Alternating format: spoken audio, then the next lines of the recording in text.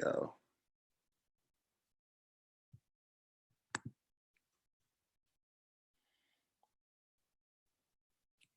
Man, that was a whole thing.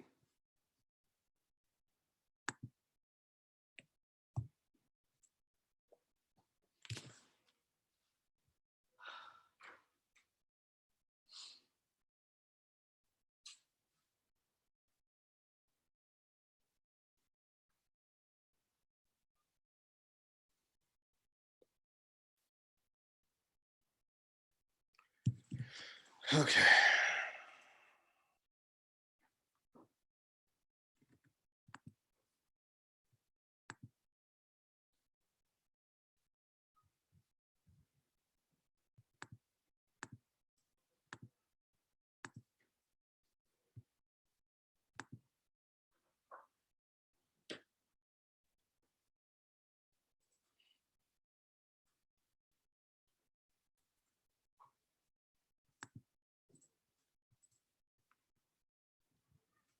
Yo.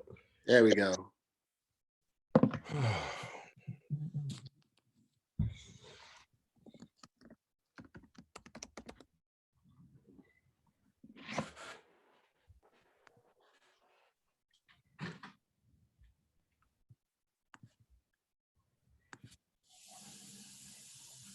All right. Now we good to go. Just waiting on Cal to get in and we good. And-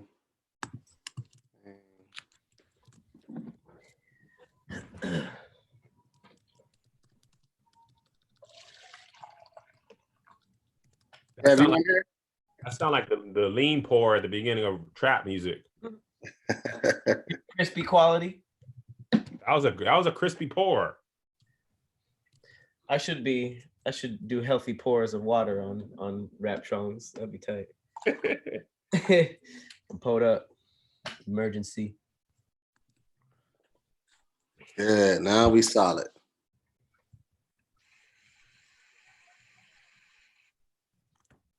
All right. We live yet? Yeah, we live, my boy. And they is working. Let me jump in the Patron.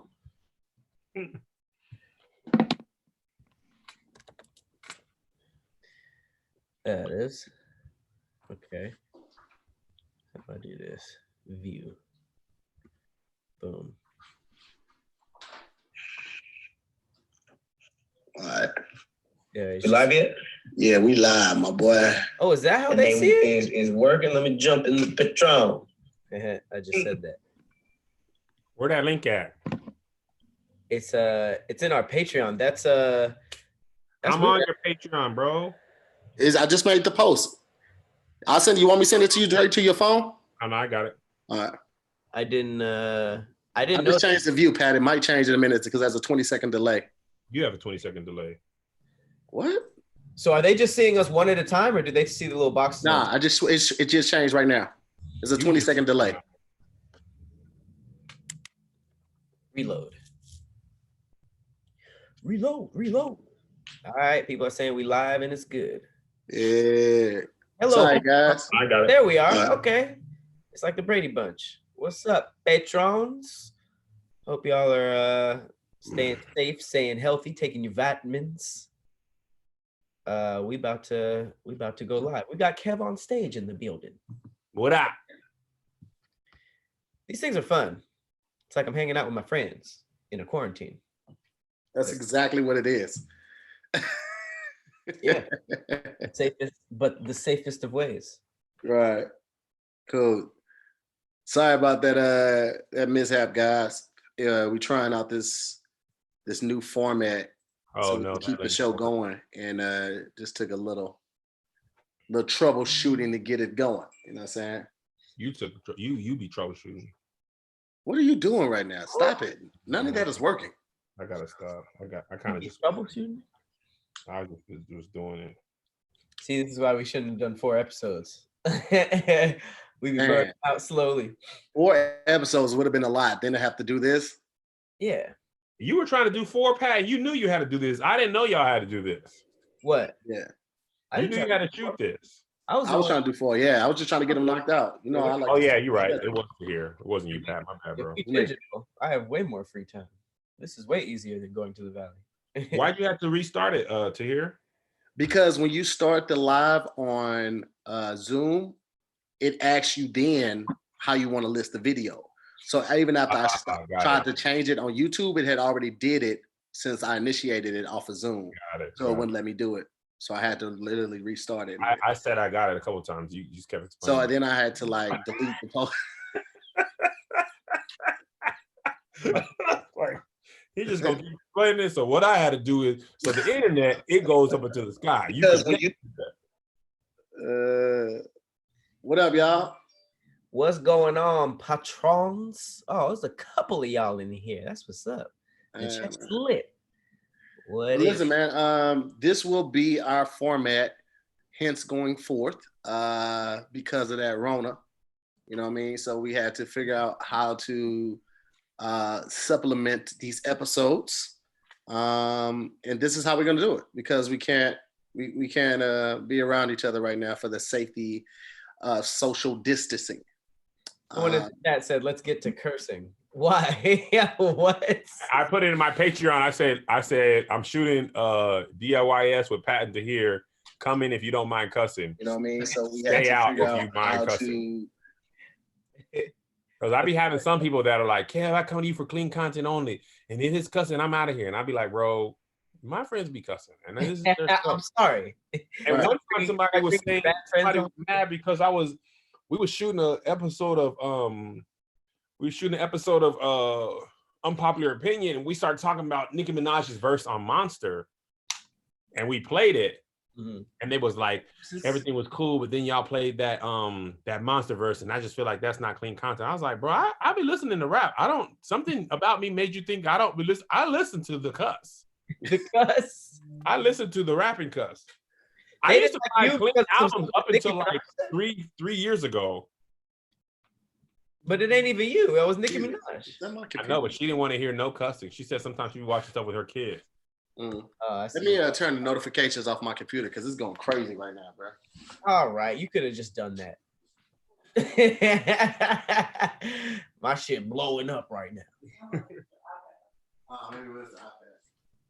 Start tucking the gun in like this. Is that a real gun? Yeah, just in case they purge. You know what I'm saying? That's what everybody's worried about. Nah, this is fake. This is very fake. I can't tell. I don't know that much about weaponry. I'm trying to get a gun. I'm gonna try to get a gun this week. Who you finna kill? Anybody who try it. Hey, you looking strong on the pull-ups, man. I was like, man, hey. Look at that. Hey, I told you, man. Pat was not gonna pull us out. I knew he was strong. I tried to hold him back during the fight. I was like, yo, he's strong. I'm trying to be able to do 50. That'd be crazy. What are you at now? 20. Oh, okay, that's solid. That's solid. All right, well, let's go ahead and get it cracking, man. What's up? I'm to hear more. Oh, you want to do the we're recording and we're recording and streaming. All right, let's get it. What up? I'm to hear more. I'm Patrick Cloud, and this is another episode of Damn Internet. You're scary. Hey, we're on a quarantine. We're on quarantine with the homie Young Kev on stage. What up, man? Bra, bra, bra.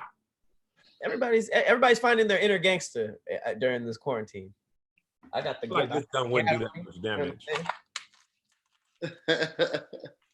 Well, how you want to do this, Pat?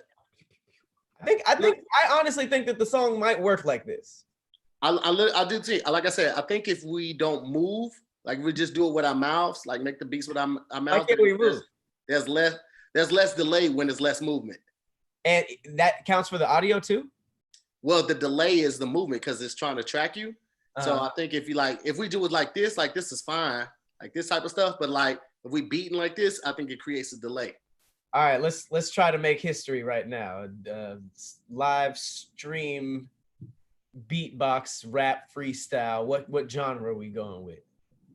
Man, Kev, what you want to go with, bro? You the guest. Pick one. Trap. Huh? Trap. Again? I want more. You can take more. Lil Uzi's album just came out. Let's do a little Uzi beat. Okay. I'll do the beat. You guys can have the bars. All right, let's do it. You do the beat with your mouth, or you do it with the computer? No, I do it in my mouth. Pause. Ah, cool. All right.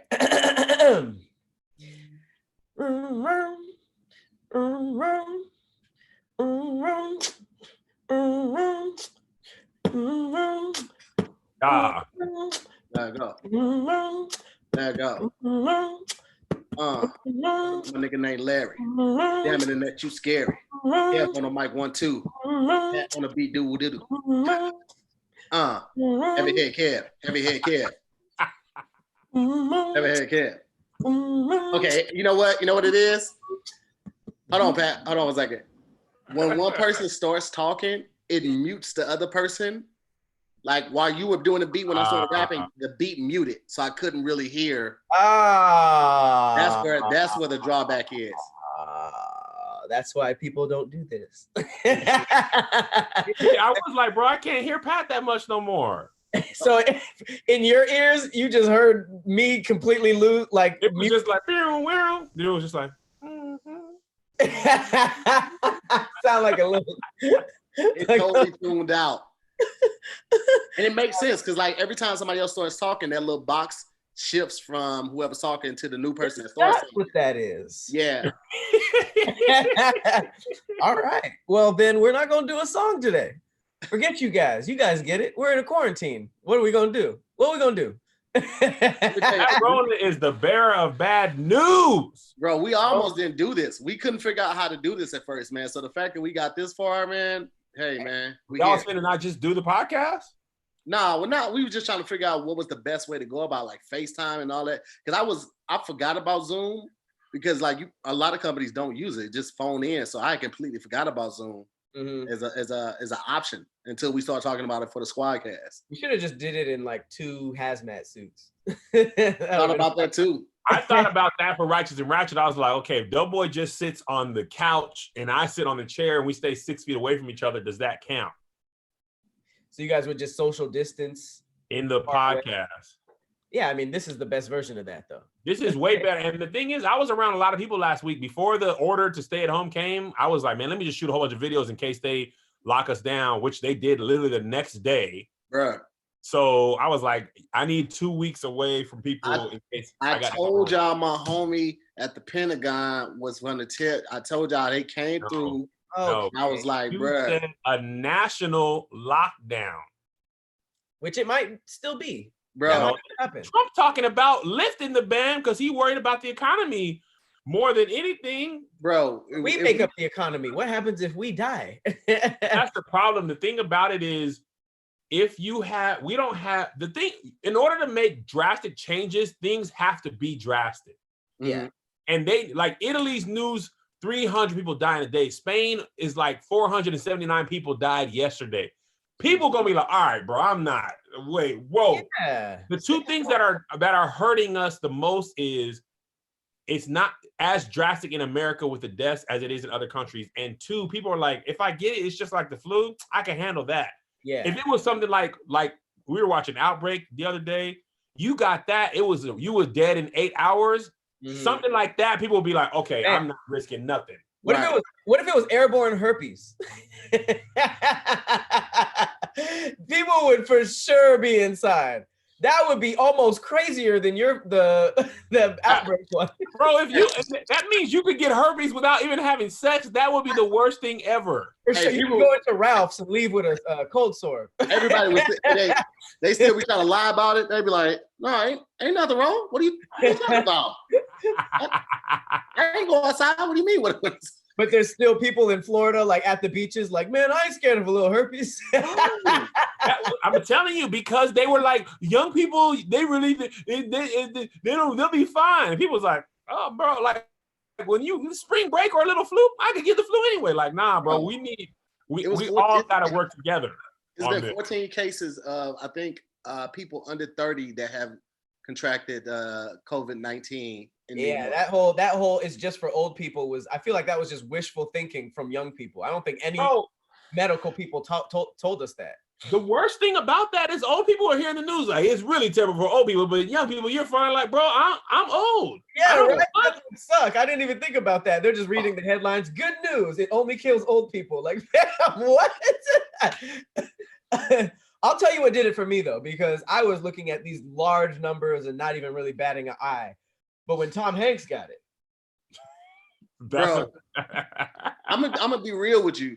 I bought Clorox that day. The whole NBA thing, I was like, well, they're invested in them. They're already these players cost hundreds of millions of dollars. They're invested in the players. But when Tom Hanks called it wasn't even the NBA for me. It was Tom Hanks. This is America's dad, bro. Mm-hmm. He ain't my dad. Like, yeah, I got it. Yeah. And now he ain't my dad, is he? Yeah. Hey, when his wife Rita was rapping that OPP, that's all. The first thing I thought was like, this is where Chet gets it from. This Chet being the son of those two is the most random thing on the internet, by the way. It is. Out of everybody. That lets me know why Tom picked Rita though, because she had a little edge to it. She probably was the type that like took him to like Tom probably wanted to kick it in like Manhattan. She was like, nah, we got to go to Harlem, baby. And that's why Tom got it. He was like, oh, she a real one. Black people love when white people do our stuff and then we don't like it. It's like we can't be consistent. We're not consistent when white people can do it or not. Wait a minute. We're not consistent with anything. That's really. Why I'm feeling bad for some white people, because we be like, when they be doing certain things, we be like, oh, check Johnny out. And then the very next person be like, no, this cultural appropriation. Like, we like want that, them to baby. the music. The little white girl who was rapping, we were like, man, shut up. Tom Hanks' wife? Yeah, girl, you spitting. Like, what? Come on, Rita, boo. Come on, we like her. We were mad. We used to be cool with Miley Cyrus. Then we hated her. Then we like Billy. We'd be like Billy Ray Cyrus because he was being himself. We'd be all over the place, bro. We do not be consistent with our hate and our love. Bro, think about how inconsistent our lingo is. I have this whole thing about like I understand why white people have no idea what we're talking about, because at some point we were just like, oh man, that's bad, and they were like, it's bad, and they're like, no, that's a good thing. We're like, it's like, what? We are nonsense. We say nonsense. Bro, I made this video a couple weeks ago where the phrase "you straight" can mean 8 different things. Just by the tone, the context. I could be checking up on you, or I could be challenging you to square up. Bro, like, it just depends, and you won't know. Certain messages, like if I'm texting with somebody, certain messages I have to send through the voice memo, because if you don't hear my tone, you will think that I mean something else, right? Like it could be whatever. Oh, that's true. It could be whatever. Can literally mean, oh yeah, I'll go wherever, or it could be like, oh, it could be whatever. Bro, see, but it depends on what words you're emphasizing. Oh, it could be whatever. It's like, oh yeah, I don't mind. Red Robin, Applebee's, it could be whatever. But it could be whatever. Right. But through text, you can't, like, unless you're gonna put all caps or like for the words you're trying to emphasize, you like, if somebody texts you like, what's up? And then you text them back, oh, it could be whatever. They'll be like, whoa, what happened? I said hello. I said salutations. There's a few emphases that are confusing, like it can be whatever. Or like, it can be whatever. or emphasizing B. It can be whatever. Or just an exclamation point on it. It could be whatever. Well, that's just a crazy person. It can be whatever. That's probably the most confusing one. That's the crazy person. For real though. The thing about it that's so interesting is when you're Black and you understand it, it's not even a thing you have to think about. It just makes sense to you. And like catch a fade, that was a new lingo for me. Tahir had a bit about that. When I got to LA, like, bro, we could run the fade. I was like, I'm sorry. What are you? See under my hat? I did not know what people were saying. And then Tahir had a joke about it. And I was like, yes, Tahir, I did not know. And nowhere I lived, anybody else said catch a fade, run a fade. They always meant actually fading your hair. Right. I had to learn that that's not what they meant. They meant a different type of fade. That is a big part of moving somewhere, is just learning like, all right, what are the Black people here talking about? Because it's never lingo in any other culture. It's always just like, all right, what do Black people here say? One of the things that I heard before I moved to LA was like, yo, do not wear no baseball caps. Oh yeah. South of the 10. Because they were like, bro, the Mariners hat, because I used to have a whole bunch of Mariners hats when I moved from Seattle. They were like, bro, do not wear those down there. And I was like, why? Like, what do the Mariners? They're like, bro, the Mariners mean a whole different thing. Is that the one with the stingray on it? The what now? Is that the stingray one? No, that's the one with the Mariners. That's the S with the ball, and it literally looks. It has that big old like nautical symbol. On it. Bro, that's a no. They were like, just don't wear baseball caps at all because some of them have been claimed.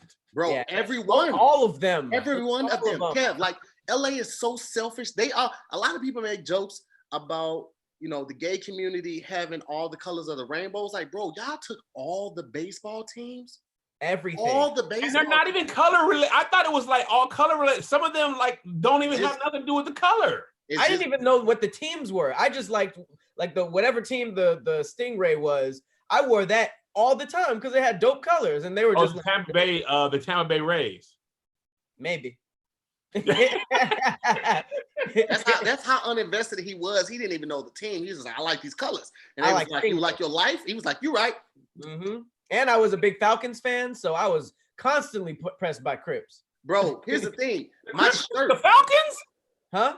I didn't know the Crips took the Falcons. No, the Falcons is red and black. So I always had red and black on. But the Crips, got it. You were pressed. Yeah. Even the term pressed, I didn't even know I didn't know that's like Travis actually taught me that. He was like, yeah, they press you up here. I was like, I come again? But that's where they asked you, like, where are you from? And so I was like, bro, because he said he got pressed just going to, when he was coming up, he was like, bro, just going to the corner store. He was like, bro, he was like always getting pressed. And I was like, bro, what if you're not affiliated? He was like, bro, you better have an answer that makes them believe that is true. Yeah. Well, back in the day, that didn't care. That was so crazy. Matter.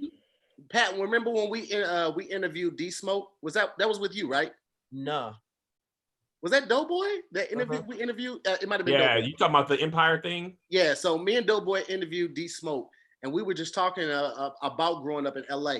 And he was like, I was like, even coming up back then, it was bad. It was like, but it was small things that you could do that showed that one, you weren't affiliated and you didn't mean harm. He's like literally just saying hello. Like if you do your hair like this, like, what's up? Like it's way less confrontational than doing like, what's up? Because just that small little thing. I totally get what's that. Up, nigga, what's cracking, right? But if you do it like this, like respect. It's almost like tipping your hat, like good exactly. Day. That small little thing can end your life, bro. And I could see like Crips with the pull, like, what's up? Like that's how the pants pull up with the walk up. Man, it's subtle too. Like, well, it's worse. It's not as bad now because now, like, I feel like if you say you don't bang, they're way more likely to just like leave you alone. But back in the day, like people were getting shot that weren't even affiliated. Like even here, like on this street, when I first moved here, there was this kid who played football and he was just walking back from the park and they rat-tat-tat his ass. And he was just like, I'm on some like, I don't bang. And they still got his ass. That's how it used to be. What was what did he do? Was it just being outside? Like what was the crime? Just literally being outside at the wrong times. Like we done had race wars. I remember there was a time in LA where like the Hispanic gangs were like any black people outside. Like we were on curfew, like for real. Like it was like on some like don't go outside. And then like the black people would tag team with the Hispanics against the Armenians. It was a lot of stuff going on. Wow. It was. We had a race war at my school in St. Louis, and it was like because my high school had a lot of Bosnians there. So Europeans, like Bosnia and Herzegovina. Yes. Okay. It was weird that to have that one race, but they had like a big community in this area of St. Louis. And bro, when I tell you, bro, they shut the school down, locked all the doors, and they did locker searches. Bro, them dudes they had broke the legs off of chairs. They were using those. They had the locks in the socks. They had bricks. Niggas had brought baseball bats. Bro, it was a real race war in high school. I remember that. Legs of chairs? Middle school. Can you imagine getting your metal chairs? Not the metal chairs, like the plastic chairs, and they had the metal legs. It was like the legs looked like this. Yeah. Bro, they were breaking those off. And so they had like a rugged edge, it was a jagged edge. Bro, it was wild. I could not imagine getting jumped with niggas who had chair legs. That's crazy. That's wild. You can't even explain your injury. Bro, Hey, there was like at least 5 or 6 race wars. No, that's a lot. Maybe like 4 or 5 race wars between my middle school and my high school. Participated in none of them. I did not have the blacks back. Bro, like nigga, I'm in musical theater. Bro, hey, Pat saw the fight jumping off. He was like, and a 1 and a 2 and a 3. That's how many niggas were surrounding me. And a 1 and a 2 and a 3. Those were the Armenians. Yo, when I was in El Paso, they had a gang war too. And bro, in El Paso, the Mexicans dominated. It was 95, maybe in my high school was like 98% Mexican. Oh, it was Taco Bell against Del Taco? Hilarious. Jesus. Hilarious. You ain't gonna outnumber no Mexicans in El Paso. not in El Paso. That's hilarious. Somebody in the comments said you was like, I'm gonna head out. That's a good joke. I don't want to encourage roasting, but that was clever, Courtney Williams. I missed it. Oh no, she was talking about Pat. Never mind. I thought she was talking about me because my head is big. See, man, I'm insecure about it. Oh. I remember when I tried to sell weed in high school. Keep in mind, at this time, like I had completely turned my life around. So I'm on honor roll. I'm in National Honor Society. I'm on the debate team, concert, and marching band. Right. So I'm like the poster child for reform, bro. This was 11th grade. I tried to sell weed. Everybody knows I'm the good kid now, bro. They was like, "Man, get your narc ass out of here." It took me 3 weeks to move 7 bags of weed. 3 weeks? Niggas was not fucking with me at all. How much weed goes into a bag? I was just selling dime bags. On how much they? I don't really know what dime that bags. I was just selling dime bags, bro. I can't believe dime bags and nickel bags even existed. That's crazy. I don't know what that means. Is that the amount of money it costs? Is that a So nickel bag is $5 worth. A dime bag is $10 worth. A dub is 20, and an eighth is more about the grams. That's 3.5 grams, and then it goes up past that. But like, so how much is an eighth? An eighth is 3.5 grams. And people usually buy between that or a dub. But like back in the day, people were buying like nickels and dimes. I remember I bought a nickel enough for like 1 weed smoke? No, nickels isn't enough for like to roll up or nothing. Nickels, it's enough if you rolling joints. Is it? If you rolling joints, it is. So is a joint and a blunt, is a blunt more weed than a joint? Yeah. Yeah. It's bigger. So a joint is papers, imagine a joint like a cigarette and a blunt like a cigar. Like a Black and Mild. Yeah. More the brown ones are blunts and the white ones are joints. And it's funny, like there was this drug dealer in high school and they gave me like 5 bags to sell for more.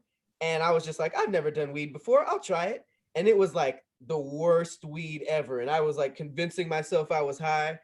And I was just like, this is dumb. I didn't touch it again. My thing is, I was always a super good kid, like to hear, but plus religion.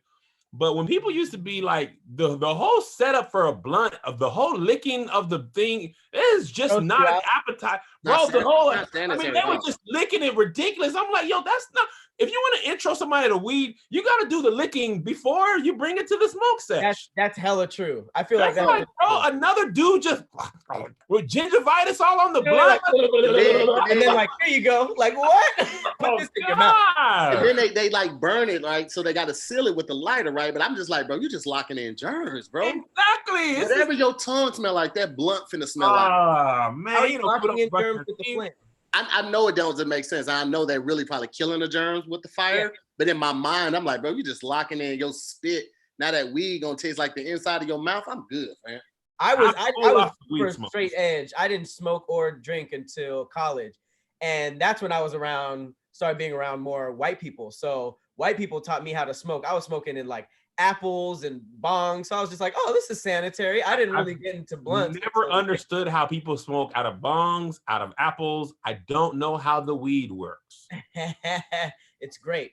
I was the worst weed dealer in college. I dealt to white people, ripped them off so much that I genuinely forgot the measurements. So when I went to all deaf and I didn't have a scale or anything, I started just selling to everybody at all deaf and like talent and Pump the sir. brakes. When I was a PA and barely just making any money, I was selling to everybody around you, by the way. You were selling weed under my nose? Yeah. So here, did you know that Pat was selling the weed? I wasn't there yet. I was, and it was so bad. I like, even Teddy and Doughboy were just like, nigga, you ripped me off. Like, I was just terrible. I was giving people the wrong amount. Like, no, I didn't mean it. I'm not good at fractions. You know what made me stop? There was a dude in Dormtainment who I sold to. And for some reason, like, I was trying to figure out, because he asked for more than normal, and I was trying to just like eyeball it. And I was handing it to him and I dropped it. And he picked it up and he literally was just like, Patrick, you're not good at this. And I stopped. I literally stopped. The next time people hit me, I was just like, I don't sell no more. Like, that's when you put your arms on the shoulders, like, listen to me. Stop. Just stop. Sit down. Don't sell the weed smokes.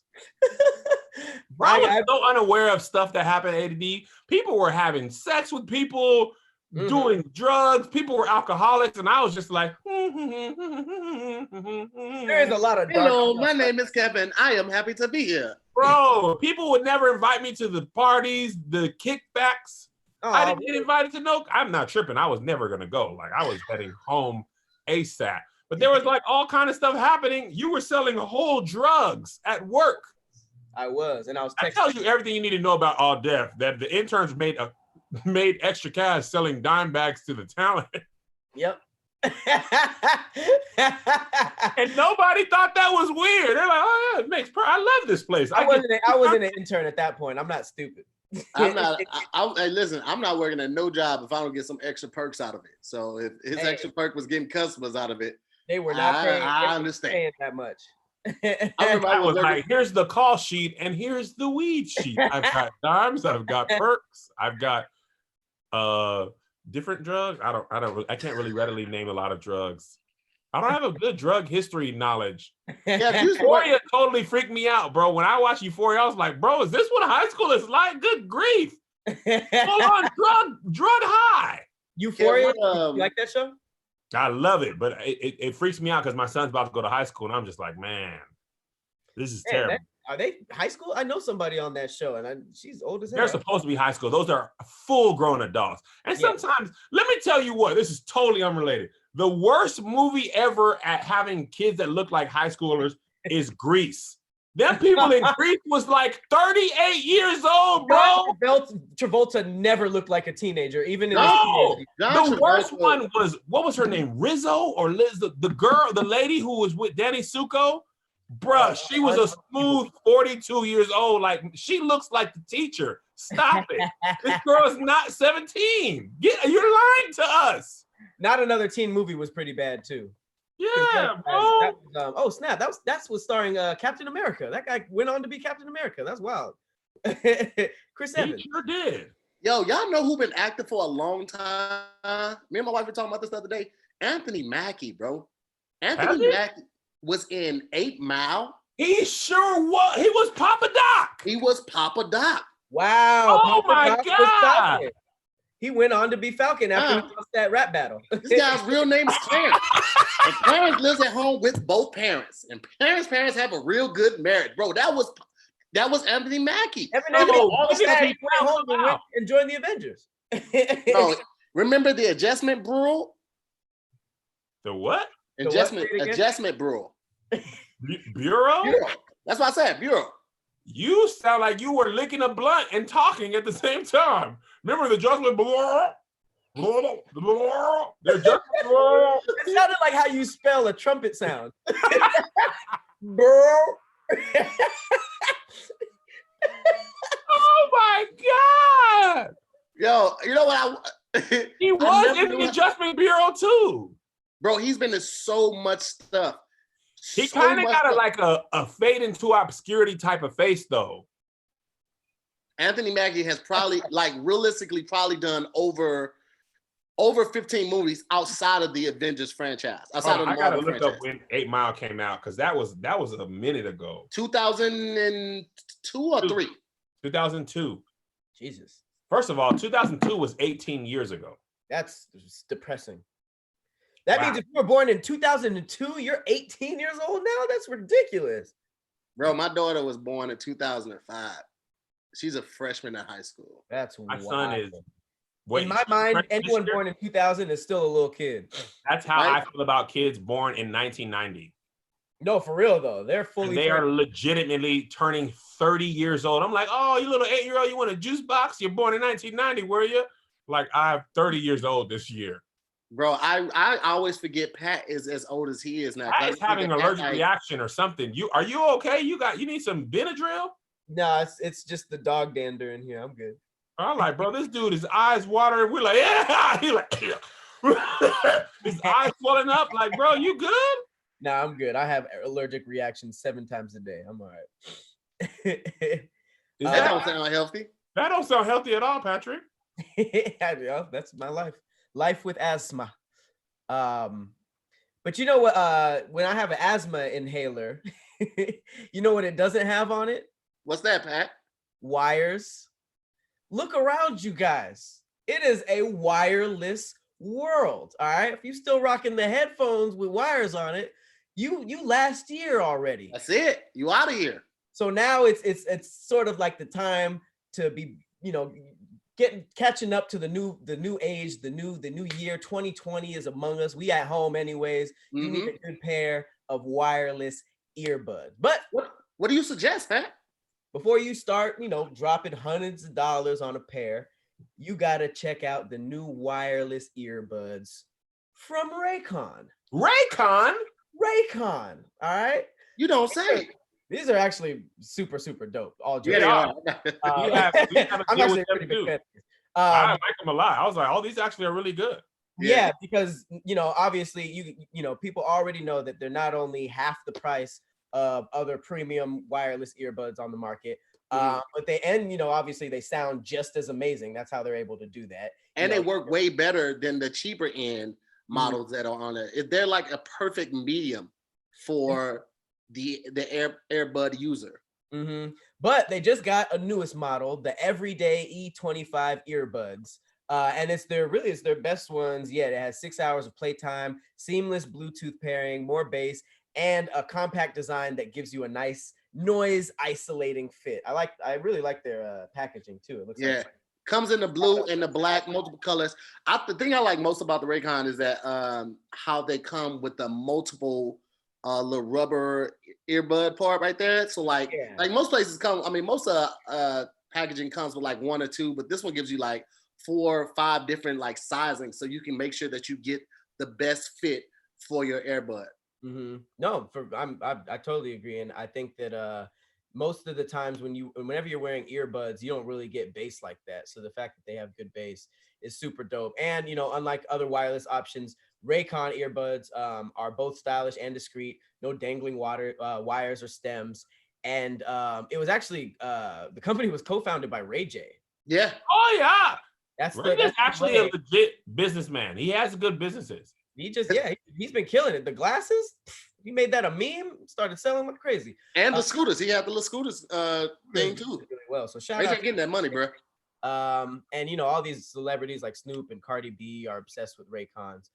So now's the time to get the latest and greatest from Raycon. Get 15% off your order at buyraycon.com/DIYS. Again, that's buyraycon, RAYCON.com/DIYS. And you'll get 15% off Raycon wireless earbuds. And just use our promo code and get your audio up. You feel me? But real quick, I did want to ask you guys, since we are on this quarantine, did y'all start any like new quarantine hobbies? Did you guys like finally get around to doing anything that you guys didn't really do before? Speaking to my children. That's it. Talking to your kids, you're like, oh, you guys are actually pretty interesting. No, I thought I was like, because I had bought a guitar, I had bought a bass guitar a while ago and a keyboard, and I was like, man, I'm about to get back on my musicianship. And I gave it to Doughboy. I actually said I was going to do a lot of stuff, but my days be filling up with shooting content, so I don't really have as much time as I thought. I was like, I'm going to read a book, and then I was just like, no, I'm not. Are you shooting like all day, every day now? So what I've really been doing is shooting a lot of content with my wife to get her YouTube channel started. We've been shooting the most on there. So those videos haven't come out yet, but we've been shooting like probably 2 or 3 videos a day on her channel. And then I've just been keeping up with the videos on my channel and podcasts. And, we shot with All Def yesterday. So, and then, like after you shoot for a couple hours, you be tired. So then I go and watch like me and my wife started watching Tiger King on Netflix yesterday. Man, I heard that's really good. Is it good? Yo, y'all, this thing is utterly insane. I heard it's like somebody described it as a plane crash or train crashing and you can't look away. That is exactly what That's how I felt about Honey Boo Boo. Exactly, but this, bro. First of all, people be owning tigers. Like I just didn't think that regular people had tigers. The dude, the main dude, he had like 227 tigers. 200 at where? He had like a freaking wildlife preservation that he built. Like, bro, it's crazy, man. You guys gotta watch it. He wasn't even like crazy rich, but he ended up making a lot of money doing. There's a lot of money in tiger cubs, playing with them, petting them and stuff. There's a lady who was his enemy. It's wild, bro. Y'all gotta check it out. Like this thing was. I'll definitely check it out. It is me and my wife watched 3 episodes last night, and then I was tired after that. But it's crazy, man. The dude's supposedly one of the main dude. It starts off like the trailer's like is a murder for hire for his rival, who also has a tiger like reservation thing. It's crazy, bro. Yeah, like he competing in the tiger market. Yeah, bro. So she's like the PETA side of tigers. She's like, I want to help protect them. She takes on like what do you call it? Like rescues people's ones from like the circus and stuff. And then the other 2 dudes, they run like you can come to my reservation and like play with tigers, hug them, take pictures with them. So they're on the money making side of it, bro. It's crazy. It's called Tiger King on Netflix with Joe Exotic. He's gay too. He got 2 husbands. What? Wild, man. I've actually never heard of a gay man doing polygamy. Me neither. I was genuinely surprised. The craziest thing about this is we had gotten an ad for this. He has a podcast now that I did months ago, and one of our people was like, "Yo, actually, I heard about this from y'all," and I was like, "Us." I didn't even know nothing about it. Netflix really got me because we had finished watching Outbreak, and then Netflix now when you finish something, it just goes into a trailer for something else. Yeah, bro, the trailer was so doggone eye-catching. We hadn't had a chance to go to the menu yet, and we were like. Oh, so you didn't even plan on watching that? No, I had heard about it on Twitter. People were like, "Yo, this is actually kind of crazy. Y'all should check this out." But I was like, "No, I don't know about tigers." Like, but I saw the trailer. Best things on Netflix, the ones that just get such good reviews that it snowballs into like just like word of mouth on Twitter. Those end up being the best specials because everything that Netflix hypes up is kind of okay. Yeah, I totally agree. I feel like you trust the word of your community more than what Netflix thinks you should like. Absolutely. Right. It was the same about Don't Fuck with Cats. That was just like everybody was talking about that on Twitter. And then I checked it out. I was like, yo. Was it good? I heard about it, but I never watched it. Listen, I think you should just because you know how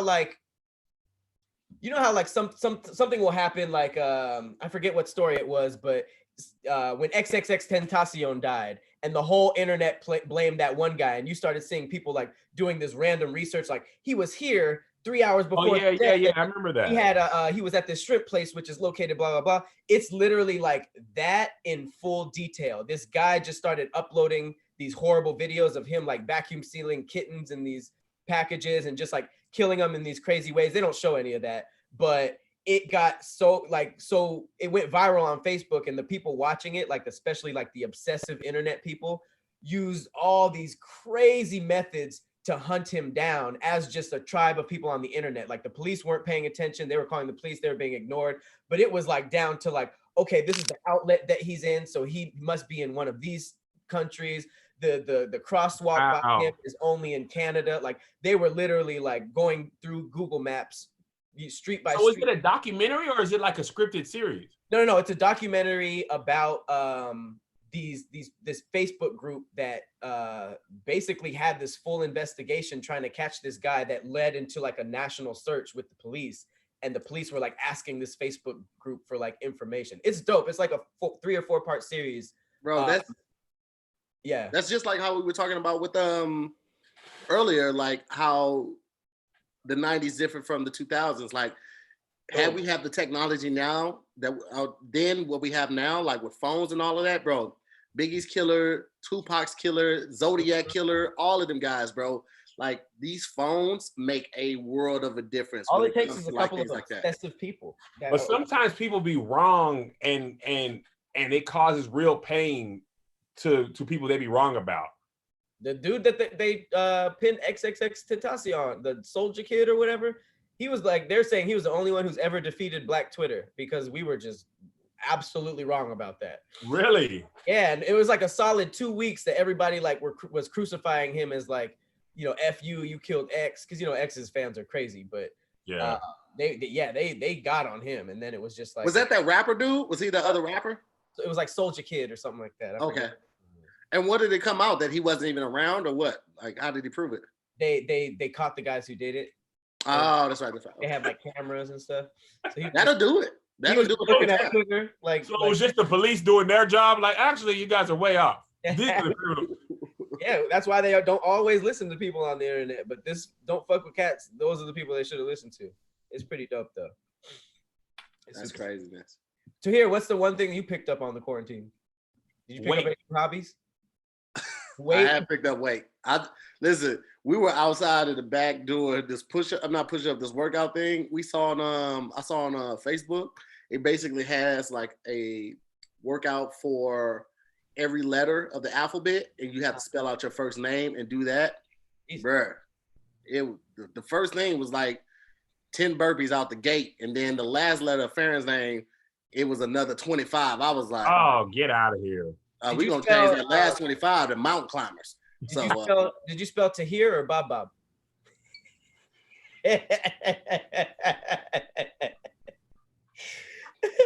I don't think Squadcast will have come out by the time this is, but there is a very interesting episode of Squadcast. Oh, that was yesterday. We did that on quarantine. Yeah. Oh, so that's out. It's out. Oh, okay. Well, go check out our quarantine games. Tahir made an amazing what is this? An announcement? An announcement that his nickname used to be Bob Bob. Hey, Pat, you my nigga, bro. I love you. I'll fight for you, but I also beat your ass, bro. The last thing I hear is Bob. Crazy. Yo, the way Tahir said that, I would absolutely believe. Hey man, listen, I love you, but I will say it like that. We are pretty serious. And Tahir has stabbed somebody too, so I'll watch. Stabbed a man. It was a man, right? No, at that time it was he was a teenager my age at the time. You were stabbing as a teen, bro. Being light skinned with freckles, playing tennis, and having a mom that wouldn't like let you do anything, bro. Like I was acting out. All my uncles and cousins was about that life, so I couldn't be the only one not about that life. And I was light skinned. I had to be the most about that life. Why somebody want to beat you up because you was playing tennis? They just saw you walking by like, oh, 40 love, nigga, I'll kill you. I was playing tennis and like I used to ride through the hood on rollerblades. Come on, here. I was catching the bus with my tennis sacks. I'm on a public bus, not the yellow bus, like the public bus with my tennis sacks.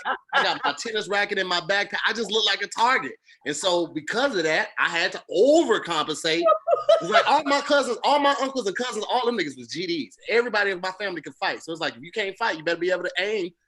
So like when we did drive-bys, I was the first one hanging out the window. Yo, you participated in a drive-by? Oh, at least. Don't incriminate yourself on here. I thought you just participated in drive-throughs mostly. That's what he's talking about. He was hanging out the window. Hey, let me get a number one. Let me get the number one. I want no onions, no pickles, heavy tomato, heavy mayo. Tahir being able to fight, stabbing people, all that makes so much sense now. Because he was rollerblading through the hood with a saxophone and a tennis racket. Like, no wonder you can fight. No wonder. I'm not gonna, bro. I'm not gonna lie, like I didn't catch a number of fades. You understand me? A number. Tenor sax is so big too, man. You didn't have an alto or a soprano. That's a big case, bro. It's a big case. It's just a little bit smaller than a well, in length, it's shorter than a bass clarinet. But bro, when I tell you tenor sax because of how big it is, I saw bro, big, bro. Tiny instruments living the best life. I was like, forget this, bro. it was not like because when niggas they would catch me while my hands was full. I got a big backpack on, tennis racket hanging out the back, and I got this tenor sax, bro. Like they catch me like, hey, what's up now, nigga? And I'm like, fuck. I'm trying to drop everything. Get like niggas was shady. They catch me taking the book back right. I can't do nothing mid this. Yeah, you can't fight with a backpack on. It's your equilibrium is off. Has anyone ever dropped a saxophone and then whooped a nigga's ass though? Hold this, nigga. Big. Like, to hear you did that. I had to stand my ground because there's no way you can run with a sax. And if I would have lost it, I would have to pay for it. You cannot cut through an alley carrying a tenor sax. It's like you're running for a plane. Listen to me. I would stop gangbanging if a nigga whooped my ass, picked his tenor sax back up, and got on the bus. He's like, I'll take my tennis racket. It's like, I'm out the game. I'm out. He skated away. He's like, oh, I forgot about that. Only did the rollerblades in the summer. Only did the smooth skated off into the horizon. Where you and your eye is throbbing, and this is all you see. Like you see the back of him. You see this. Imagine he skates away backwards like they do in ATL. Just like I gotta keep my eye on us on skating backwards. Like I see you, son of a bitch. Oh my god! Bro, you can't run with that, bro. You ain't never hit nobody with the tenor sax case just to set it off, bro. You can't swing that, bro. You really can't. It's literally like luggage, bro. Like, dude, I'm telling you, I remember the first time I got socked out by somebody bigger than me, and I couldn't do nothing about it. I was in middle school. I went to go pick up my little sister in elementary school, got off the bus, and these older cats, they had to be like high school, walked up, was like, yo, you told such and such we was pressing y'all or we was messing with y'all? I was like, I don't even know what you I don't know who such and such is. It's like, yes, you do it. And the other dude like, no, that wasn't him. He don't even talk to nobody. It was like, okay, all right, cool. And now I could have let it go, but I was like, see, man, that's what I'm gonna tell my cousin, man, because niggas be talking too much shit. Dude turned around, he was like, what you say, little nigga? Let me get to you before you tell your cousins. It was literally like a movie. Like he was walking away, he was like, what you say, little nigga?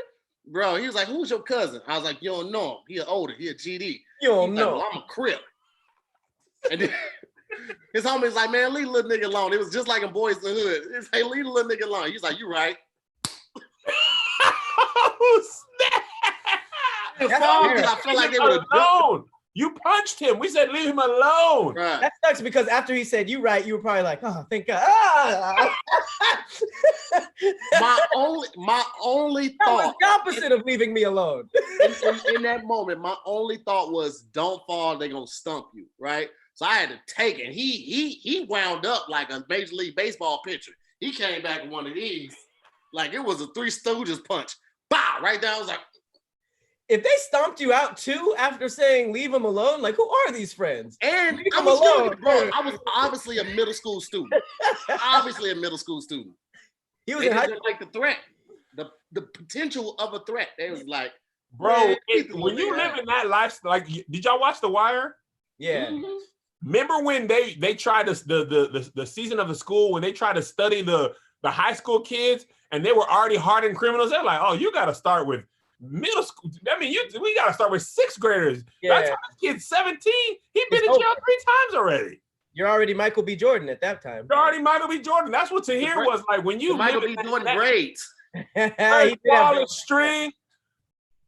That's crazy. When you live that hood lifestyle, bro, age and all that, none of that, the regular rules of stuff does not apply. I like how that nigga still asked who your cousin was though before.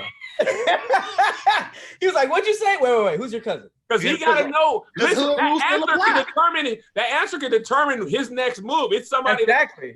he should be reckoned with. Like, oh, man, all right, I'm gonna stall him out. Like Big Mookie. All right. Like, that's when I got kidnapped. It was because niggas knew who my uncle was, and they knew how much dope he was moving in the hood, and so that was the whole reason. And that's why they tried to say. When you got what now? When you got kidnapped. Oh, when you got kidnapped. So you were the weak link. They're like that one. I was the most easily accessible one because I was still catching the bus at the time.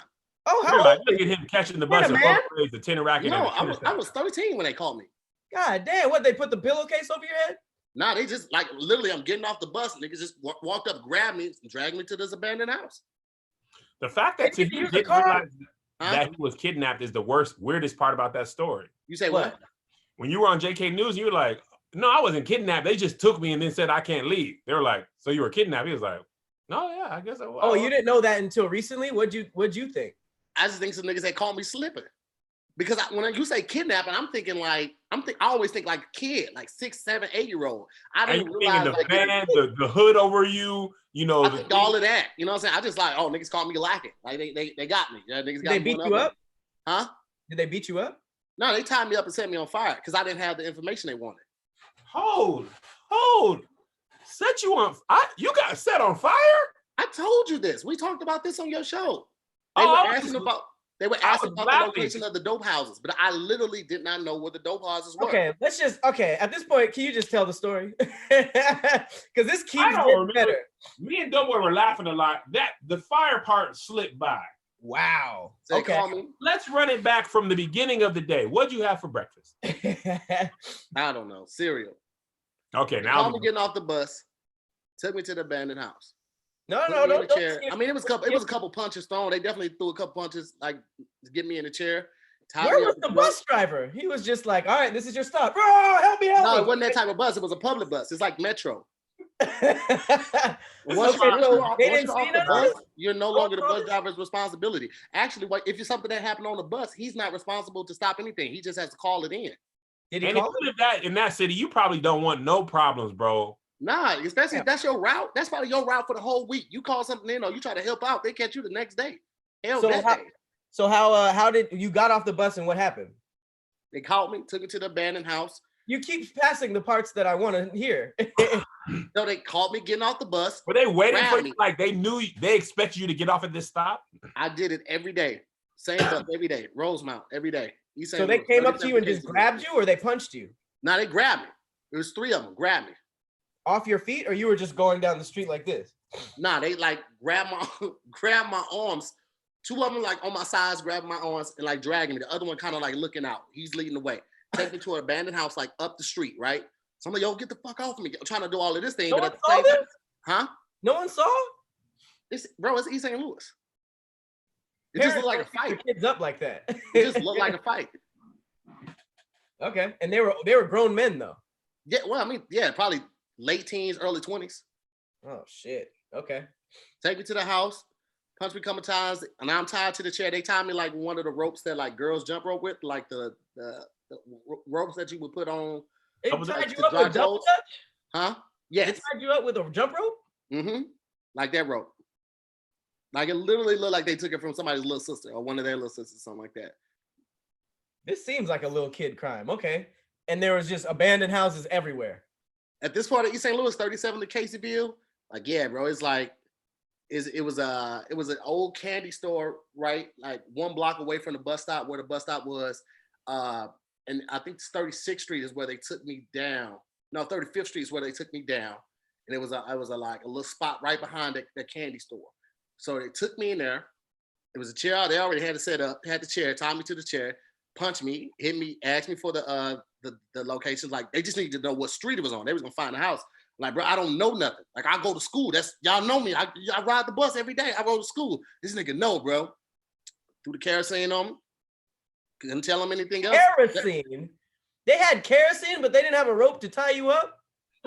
Kerosene, they shouldn't have had the kerosene. Like nobody using kerosene heaters anymore. That lets you know how impoverished this neighborhood was. They were still like using kerosene heaters.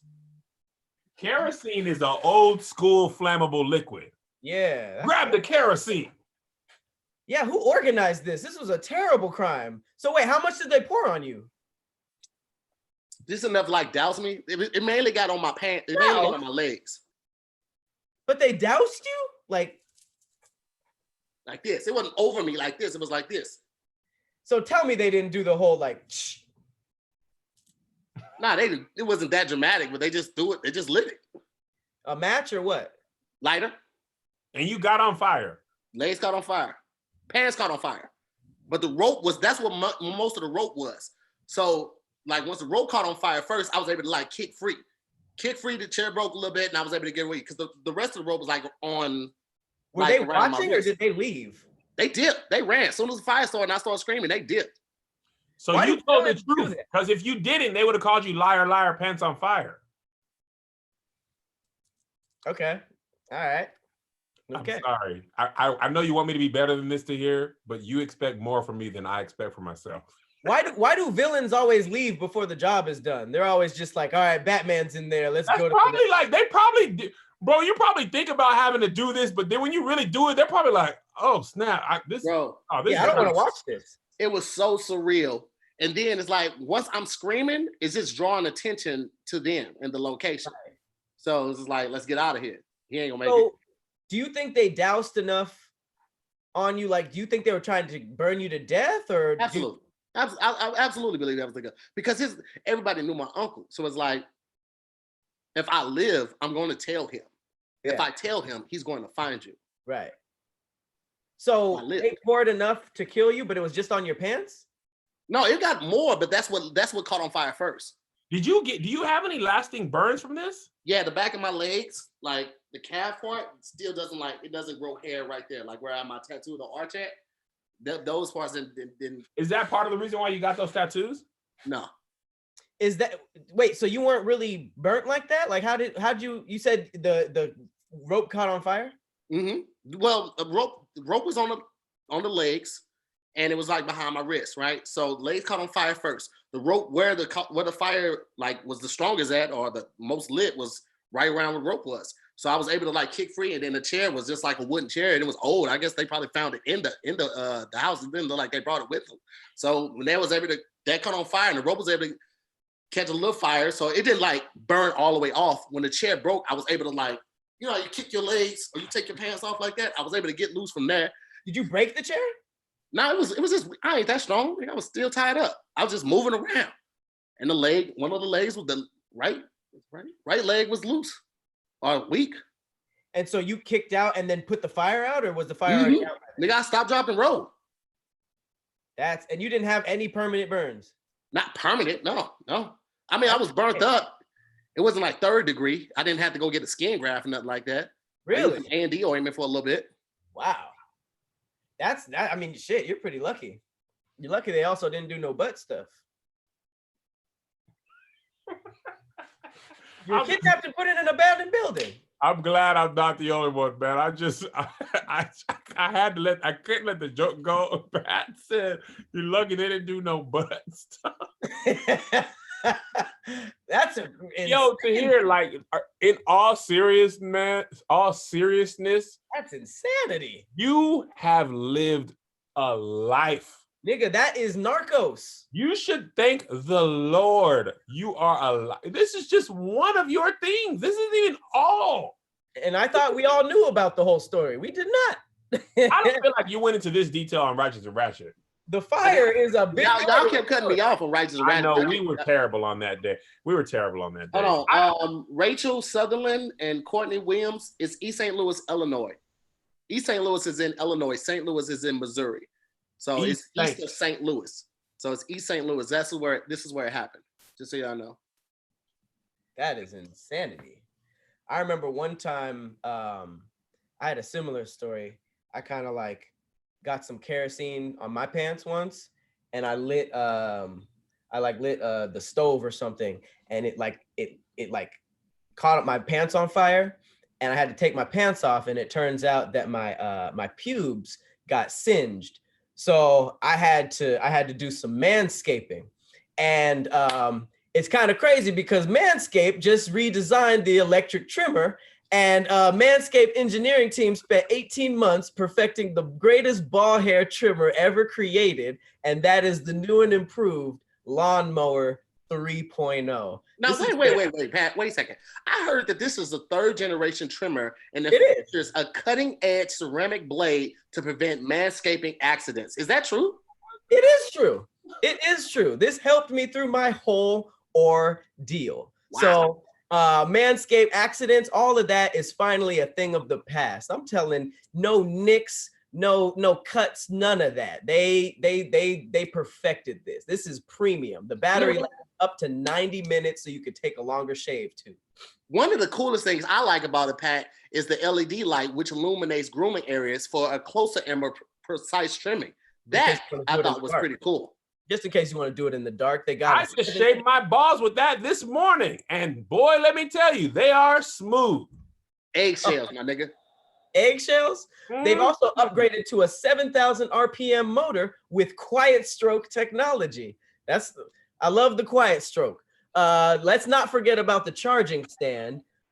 Show your mower off loud and proud, because this intelligently designed stand is a rapid charging dock powered by USB. Now listen, we had to get those talking points out verbatim how they wanted us to. Now I can give you my true opinion of this. I absolutely adore the Lawnmower 3.0. I'm gonna tell you what, I've said this every podcast we talk about it. We were supposed to get the 3.0 like last year, and they got our email address and our addresses. They were like, hey, we're gonna send it to you, and then we got an email like, hey, they want to go back to work on it. They were not like satisfied with the work they had done and went back into push back that release date. Boy, something fierce. So now I love this Lawnmower 3.0. I am not gonna hold you. It's the best out right now. So we got you on it. You can get 20% off of your order plus free shipping with the code DIYS at manscaped.com. One more time, that is 20% off and free shipping with the code DIYS, like damn internet, you scary, at manscaped.com. Your balls will thank you. Gooch too. All right, so kidnapped. This is probably one of the craziest personal stories that I've ever heard in my entire life. Do you ever like think about that day, or are you kind of like over it? At this point, I'm kind of over it, bro. Like, it's kind of one of those things like you growing up in LA, so you become kind of numb to the violence and shit that you hear about what's going on in your neighborhood. And for me, it was the same thing. Like, I just thought that was like regular living. Like, it wasn't until I started hanging around. Huh? You thought that was regular? I just thought it's the same way somebody, like, it was an attempt on my life. So the same way someone would get shot or get stabbed at a club or something like that, I just chalked it up to the game as that. Like, it was part of that environment. It's part of that ecosystem that I grew up in. So I didn't like think that it was nothing weird in comparison to other people who I was around. It wasn't until I started going to college and I realized, and I got to the working world, that I realized like, yo, this wasn't normal. Tahir is right, bro. Normal is relative to your life. And if that's like whatever your life is, if everybody does that, you think that's normal. Like when I grew up in church, like this obviously very different from Tahir's life, but everybody I knew spent 5-6 days a week in church Sunday night, all day Sunday, all we do is church. Like you never questioned that, because nobody, like even the way we got beat, like everybody got beat like that. All of our friends got beat. Our friends' parents beat us. People who didn't get like go online and be like, this is wrong. I'm telling on my mom. Yeah, nobody, your whole community did that. So that's like, even like with sister wives, Mormon people, cults, all that stuff.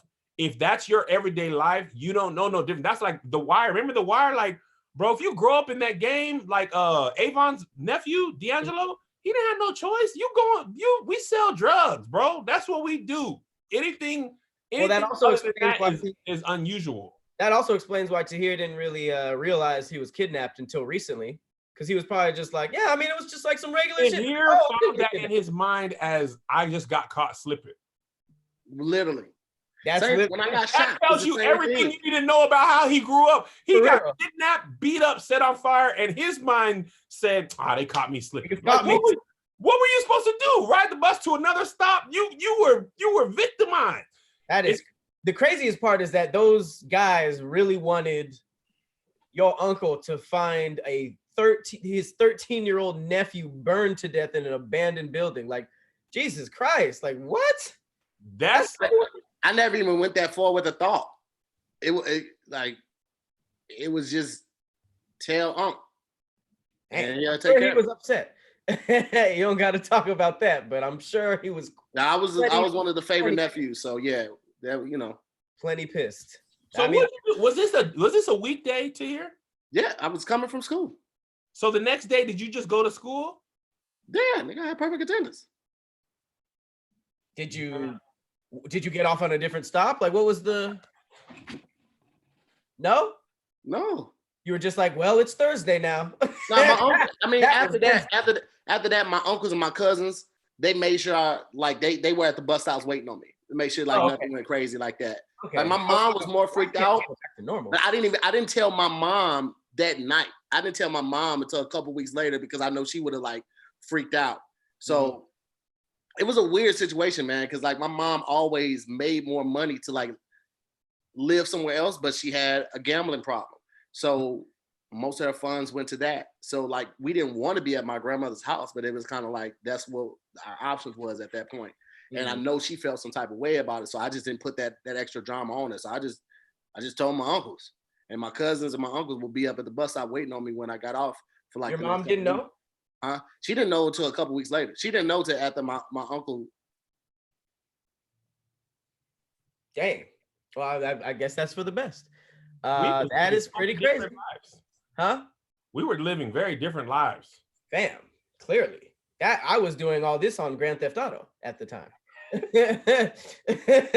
Tahir was just living Liberty City, clearly. Tahir, I'm gonna tell you what makes it not seem real, and I apologize for how we laughed at you on Righteous and Ratchet. You talk about this so nonchalantly, it doesn't seem real. You talk about it like the way Pat would say, oh yeah, man, I went to band practice and then, I tripped. Well, for me, that's what makes it seem real. That's what I'm saying. Like, yo, there's this crazy story, yo. I got jacked and then they lit me on fire, blah, blah, blah, blah, blah, blah, blah. And it was all theatrics. It was just me trying to be cool. You know what's even crazy? So I had the kid when I was 14. Hey, come here. So here's the craziest thing. This how crazy life is. So the chick's name was coincidentally, Pat, you said it earlier, Liberty. Her name was Liberty Bell. That was her real name. She actually went to school with my wife. What? Yeah. You want to get in front of the camera? No. You turned the camera and everything? She naked working. She don't want to get in front of the camera. Oh, no. Oh, why were you trying to put her on the contract? She's not naked. She got on workout time. She's not naked. Farron is funny, by the way. Huh? Farron is funny. Kevin said you're funny, man. I like Farron a lot.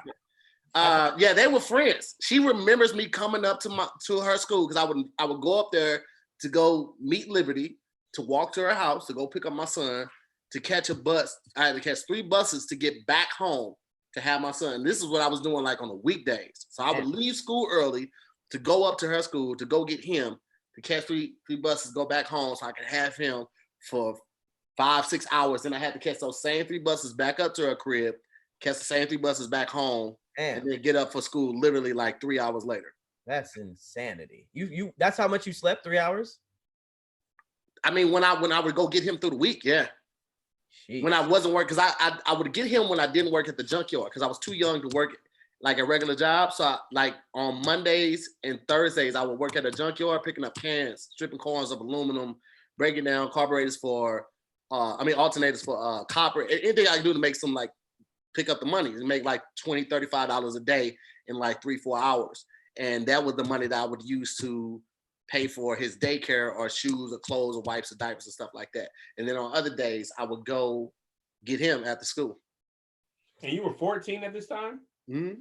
God damn it. Bro, my son about to be 14 in 6 months. When I tell you this man would not be ready to do that's 8th grade. 8th grade going into 9th grade. I'd die. That's when he was born. He's born. I was in 9th grade. Man, I would literally die, and I think any kid I would have would die too. I'm just not responsible like that. Jesus, that's a lot, man. I had my first kid at 23, And I was like, man, still what freaking out? heck are you supposed to be doing? And this is insane. And you was figuring it out at 14, man. Before that, a decade before that. Bro. Her dad tried to give, I remember when her dad tried to give me some dope to sell so I would make money for him. For him and for the baby. Right. Yeah. Have you forgiven that woman? I like to tell myself yes, but I know that's a lot of reasons for a lot of pent up aggression and distancing. Like even with Farron and like because I moved out when I was 14. So shortly after everything happened, I moved out. And because of that, my mom was in a very abusive relationship. So she wasn't the most comforting. So that's why like I didn't get a lot of hugs and affection growing up. So, and I wasn't a great communicator either, because like I wouldn't talk to keep from getting upset or like show a weakness. So when Farron and Kendall moved out here, like I didn't know how to be affectionate. I didn't know how to be a partner. I didn't know how to be a father, like to a daughter. Like my son, I was a little, I was harder on, but he was boy, so I'm just like, making him tough. But with my daughter, like I didn't experience like a genuine hug, like a love-filled hug until probably I was married. And I didn't know how to accept it, because anytime I hugged a female, it was literally just to get started with something physical, right? Mm-hmm. So like just a love-filled hug, like intimacy to me only meant sex. It wasn't until I got with Farron that I learned that intimacy is a practice of being with someone that you truly adore, someone that you have genuine love for and those feelings. And it doesn't have to be physical at all. It can literally just be the exchange of energy and the presence of each other. So all of that, I learned from her and my daughter, because my daughter would run up and hug me around my waist, just at the end of the school day or something, and it would make my skin crawl. Like I would cringe because I did not know it. It was so foreign to me. Wow. It felt uncomfortable. And it wasn't until then that I learned how to accept that. And I'm still not great at it. Like when y'all try to do it, it still freaks me out. But like I can do it with them. But like most people, physical touch really. I noticed when you go to hug to, the dap up and the all around hug we do. Tahir is there's two types of black dap up. There's the full grab me in, and there's the forearm shiver. Tahir is he'll keep you at the distance. So your dap up comes, you know what I'm talking about? He'll come here. He don't let you go. And I'm an emotional, I'm a physical touch. I hug my friends, I hug Doe, and I be holding Tahir. It'd be like, I be forgetting, like, well, one, you never really said that. You just be I didn't know that at all, yeah. You just kind of be like, hey, all right. You'd be like, getting it off quick. But hey, Tahir, because he parked his car at my house sometimes when he like when he went skydiving or something like that. And I'd be like Tahir, my friend, I'll be seeing him through the window. I'll be like, hey man, give me a hug. He'd be like, man, I'm finna go shoot. Be like, give me a hug. Like, all right, skirt. Like he'd be pulling off with the quickness, man.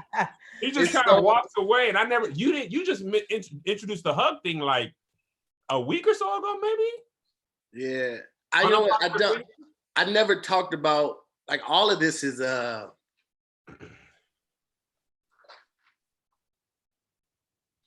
it's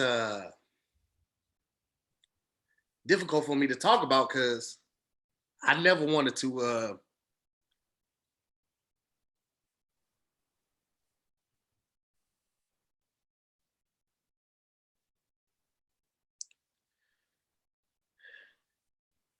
It's all good. Take your time, man.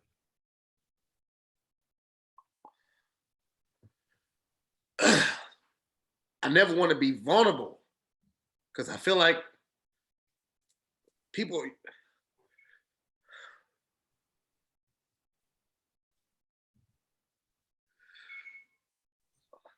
You feel like people use it as a weakness on you if you show emotion? I'd be like that too. Honestly, to hear that almost cost me my marriage. Like it was. We weren't talking about divorce, but we had to have some serious conversations. She was like, "You can't be like this. I need you to open up to me." And it's hard when you are not used to that. How'd you get over it, Kev? I feel like for me, feeling like, so me and Melissa been together for 20 years, married for 15, and realizing that, because for me, it was like, I wasn't the same as to here, but I could not share anything that made me feel weak or scared. I could not share that with her. I was just like the tour, house, anything where I felt like if I look like I don't know what I'm doing as a man in the house, I don't got it going on, I cannot share that with you. And she was like, nah, I need to know when you're scared. And I'm like, you got to understand, like, I don't even acknowledge to myself when I'm scared. Because if I acknowledge to myself that I'm scared, then that somehow makes it real. So you're asking me to share my fears with you when I don't share my fears with myself? And she was like, we can't, because what happened is we were traveling so much and she wasn't going to come the next time. She was like, we can't continue on as if we see each other every day, and we don't. I need more of you because we have limited amount of time. And the thing is, with Tahir, like, I get it. I'm actually glad we're separated, because I would hug you now and then I know that'd be like a whole thing. But you get used to living your life in a certain way and you don't know no other way. Like, even if you don't want to be that the way you are, you don't know. Like, why do I just be smiling or risking you leaving me, risking you using it on me? Like, that's another thing, especially for Black men. We can't show weakness in any part of our life. Yeah. And if you let a woman in, right, let her know you love her and care about her and you would miss her, then she can now use that against you. And we be like, nah, you ain't finna have nothing on me. Nah, you good. I mean, we can smash, but if you go, you go. If you don't, you don't. I mean, if you want to be here, you know what I'm saying? Like, that's how we do stuff, because it's not socially acceptable, or it didn't feel like it was socially acceptable to be like, no, I love you. I miss you. I want you around. Like, that didn't seem like a thing that men said. No men in my life were ever seen being like, I love you. I miss you. I want you to be around. It was like, nah, you out here, you smash these women and you be doing stuff that ain't even like your personality. Like, when I was young and I was just trying to copy my brothers and them, like, I don't really like to treat women like this, but this is what everybody around you does. So you don't feel cool. But when I met Melissa, I was really like, bro, I'm cool. Y'all could do all that stuff. That never really was me anyway. I was just trying to impress my friends and stuff, but low key, I'm cool with this. You know what I'm saying? But somebody's got to make you feel safe enough to do that. And then you got to feel safe enough in yourself to be vulnerable like that. Yeah. Yeah, she's definitely like the first person to ever make me feel like that safe. And it was definitely the vulnerability of it. But I cut off a lot of emotions, I know, when I moved out, because I know I was young and I didn't want to be looked at as naive. And I thought I was grown because I had a kid and I moved out. So I was like, fuck it. You know, like, I never really let people in. I put up like a wall, then I put up another wall. So like, well, my best friend died in my house. He got killed in my house by one of my uncle's other friends. And I didn't cry at that funeral. I didn't cry at my grandmother's funeral. I didn't cry at my grandfather's funeral. I didn't cry at my sister's, her father's funeral. And then most recently, my mom's basically boyfriend, who was her boyfriend for like damn near 20 years, who was like my stepdad. I didn't cry at his funeral because I'm still breaking down residual layers in all of these walls and these barriers. And I never used to talk about this a lot, like, not so much because of the emotional ties to it, but I didn't want to be recognized for that. I didn't want, like, my first time on a talk show to be like, you know, if I do write a book, they'd be like, oh my God, your book is so crazy. How did you overcome these crazy obstacles? I wanted to be recognized for my talent. And I didn't want people's sympathy or empathy. I wanted, you know, their approval of praise for my talent, because I didn't want to be a sympathy. So I don't want nobody's sympathy. Like, I'll you know what I mean? I don't never have no problem with working. I'll work until my dying day. Like, I know I'm gonna die at 8 o'clock. I'm gonna be at work at 6 a.m. and I'll get off at 2 so I can get everything together so I can go ahead and die peacefully. Like, I never wanted anybody to hand me anything. I've always wanted to work for it. So now I feel like I don't owe anybody anything. Like, I had to call Kev, I think last year, and borrow $200. And it was one of the hardest calls for me to make. And I knew that he was my friend. And I knew that, you know, he would never hold it over my head. But just being that vulnerable, to have to ask somebody for something, even though me and Kev have toured the entire world together. Right. I've been to his house. He's met my entire family. It still was that level of vulnerability, and that's that feeling of uncomfortable of somebody potentially holding it over my head, and just all of those past fears coming to the forefront that made it so difficult to do. Yeah. And yeah, man, it's just hard, bro. Like and the part of it is sometimes people confirm the worst in them, which makes you feel justified for why you are the way you are. Wait, say that again. So this isn't what happened with me and Tahir, but say I let Tahir borrow that $200, right? And then 6 months down the line, I'm like if we in a group, we roasting, and I'm like, well, nigga, you was broken out to give you 200. Like right then it's like, oh, see, yeah, you were supposed to be okay. You wanna that was like some vulnerable stuff, and you use that against me. Like when people do stuff like that, it'd be like, this is exactly why I don't never do nothing. Bet I'll never do that again. I'll die. I'll sell drugs. Before I ever put you in a position to be able to do that to me, I'll never do. And the thing is, that could have happened to Tahir 15 years ago. Somebody could have did that to him 15 years ago. But now everybody who he interacts with could potentially do him like that. And you won't put yourself in a position to ever have anybody do you like that.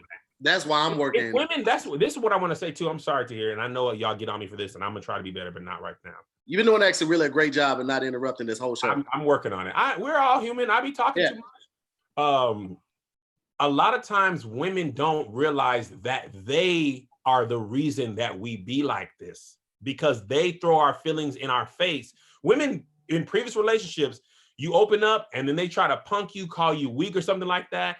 That could have happened 10 years ago, 3 relationships ago. This current woman you're dealing with is dealing with your reaction to a girl 3 relationships ago. Again. Yeah. You never, and she might just have been a terrible person or whatever, but now you're like, oh no, because remember Sharonda? I told her that. I told her like my real dad wasn't part of my life, and that's how that made me feel. And she like, that's why you be crying when your little dad ain't around. You be like, bet, zoop. Nobody will ever even know how I feel about that. Right. I will never talk that. You'll never have an opportunity to use that. No one, not you, not any woman ever. That's completely. So, a couple things really quickly. Like, that's why when the tour got postponed, bro, I freaked out because I'm like, I don't know how I'm gonna take care of my family this time. So I've been like really pushing the new show so hard to try to grow my fan base. And I would normally have the shirts coming in, but because I'm looking for a new vendor, I don't even have the shirt income coming in. So like the ADD thing was a godsend, but I know it's all gonna work out. Like based on my past and what he's brought me through, it's like I know he ain't bring me way out to LA just to lose. So that's one thing. And then also another thing is like having talks like this when other guys are watching who may have been through similar or be going through a similar situation. It's okay to seek help. Like I've been in therapy now, probably, what do you think? Like, since September, October? And this is like my 3rd therapist. Like the first 2 were just, they trash. And it's okay to not vibe with your therapist. You keep going till you find somebody that gets you. Mm-hmm. Because Kev is right. Like, past relationships will do that. But if you don't actively seek the help that you know you need, then you're part of the problem as well. Mm-hmm. You have to go out and have these conversations with somebody that can help you peel back these layers. And I'll be honest with you, like I didn't know. I thought a therapist in the Black community and a lot of communities of color, we were like, yo, you don't take family business outside the house and talk to some stranger about what's going on in this house. Sometimes you need to. Sometimes you need to have an unbiased opinion. And I'm gonna tell you another thing. Like I was completely ignorant to the fact. I thought a therapist would tell me what to do to overcome my problems. They don't. A therapist literally just asks probing questions to help you peel back those layers and you figure out what's possibly going on. So they kind of help guide you through the process, but they're not going to give you the answers. They help you work through the answers.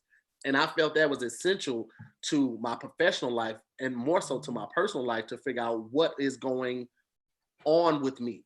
Like, you ain't lying, bro, because I thought I was going to go to therapy and the therapist was going to fix me. Like, okay, I'm going to tell you what's wrong. You going to tell me what. it's not like that. And then you realize too, when you're in there, how much of like how it all is interconnected in your life. You know what I'm saying? Like things that you didn't think affected you really did. Like, because for me, it was all pushed down, everything, pushed the feelings down. And really, I pushed them down to the point where I never even acknowledged them, right? But it didn't mean they weren't affecting how I was living my life.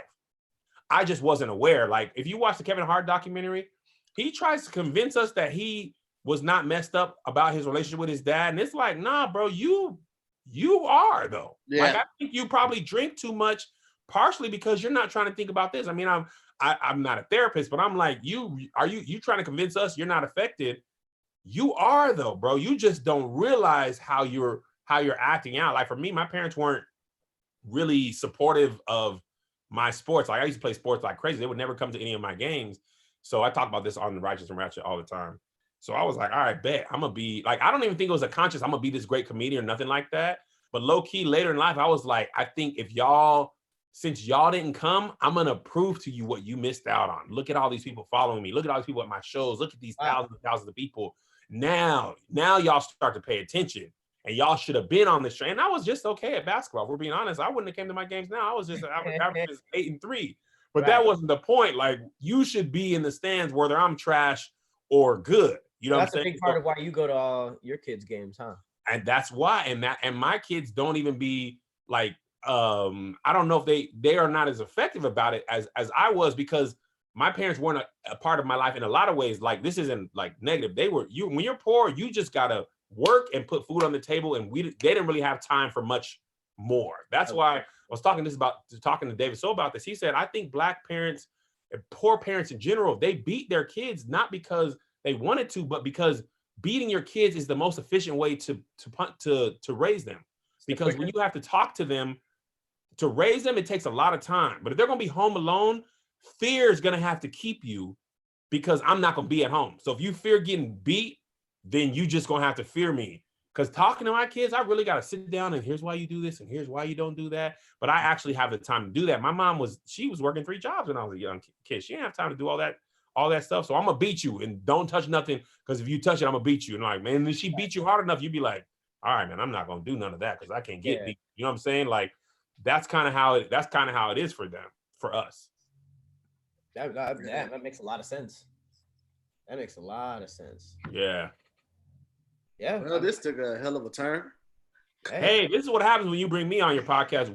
They be having me crying on Righteous and Ratchet and the Love Hour all of the time. Really? Oh my God, I be crying. They be like, feel your feelings, Kev. Feel your feelings, Kev. I'd be like, nah, man, I'm a real one. So then you guys enjoy therapy now though, right? Yeah, it's integral, because you don't realize how, like, okay, so boom, check this out. I told Melissa this, and we talked about this on the Love Hour. I try to get Melissa to come to all my meetings in Hollywood, stuff that don't have nothing to do with her. Generals, this, that, this. So I was talking to my therapist about it, and then I went and told Melissa, I said, I think I'm trying to get you to do what my parents didn't do. Like, I just want somebody in my corner, because you know Hollywood, bro, you know they're trying to get you. Like, you know, all these meetings, they're trying to play you, they're trying to beat you out of some bread. So I'm like, I think I want you to come with me so I can feel like I got somebody in my corner, even if you don't know what's going on, what the meeting's about. Like, I feel like at least somebody's in here on my side, and you're like low-key the person in the stands. So I'm like, Melissa, come to my show. She's like, yeah, I got the kids. I'm trying to make sure the boys have some stability.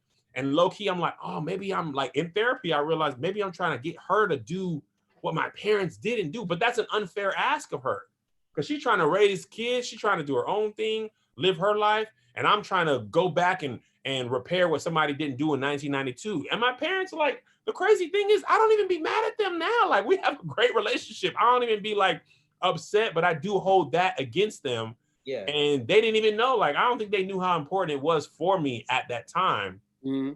But I was really, because the other part is, bro, other kids' parents was all up and through them games. Yeah. And I'm like, bro, y'all don't have to come to just come to a couple, bro. Y'all came to 0. Bro, my mom never came to any of my school performances, right? She knew I was good at acting and theater. She never came to any of the performances. she would always make it to my younger sister's performance. My younger sister, Melody, she was playing. We were talking about playing kids and all of that earlier on the other podcast. My younger sister was playing my mom and her dad planned her. And so they literally went to all this stuff. Even after they broke up, they went to all this stuff. One time my mom couldn't make it. My mom, this was the first time she bought a camcorder and had me leave school early to go record my little sister doing Lion King at her school. So like, this is the stuff I was looking for too, and I never got it.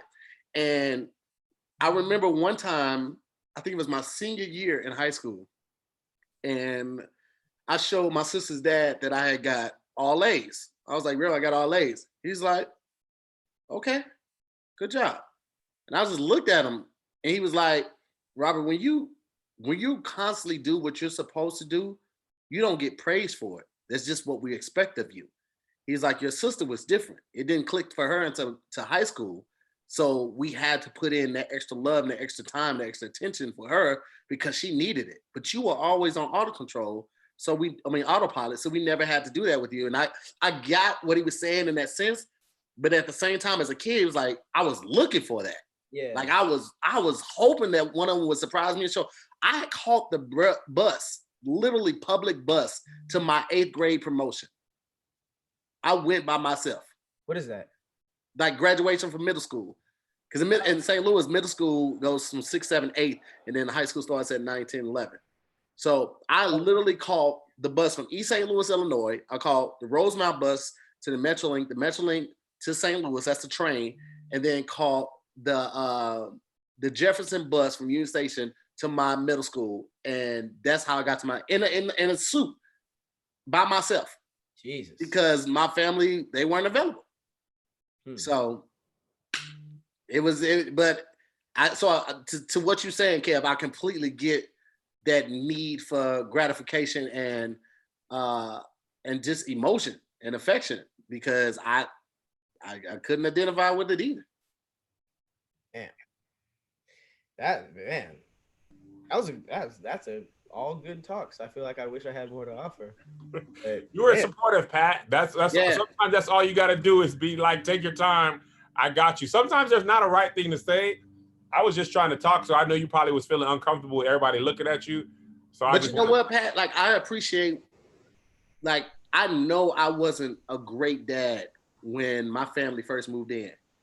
I didn't know how.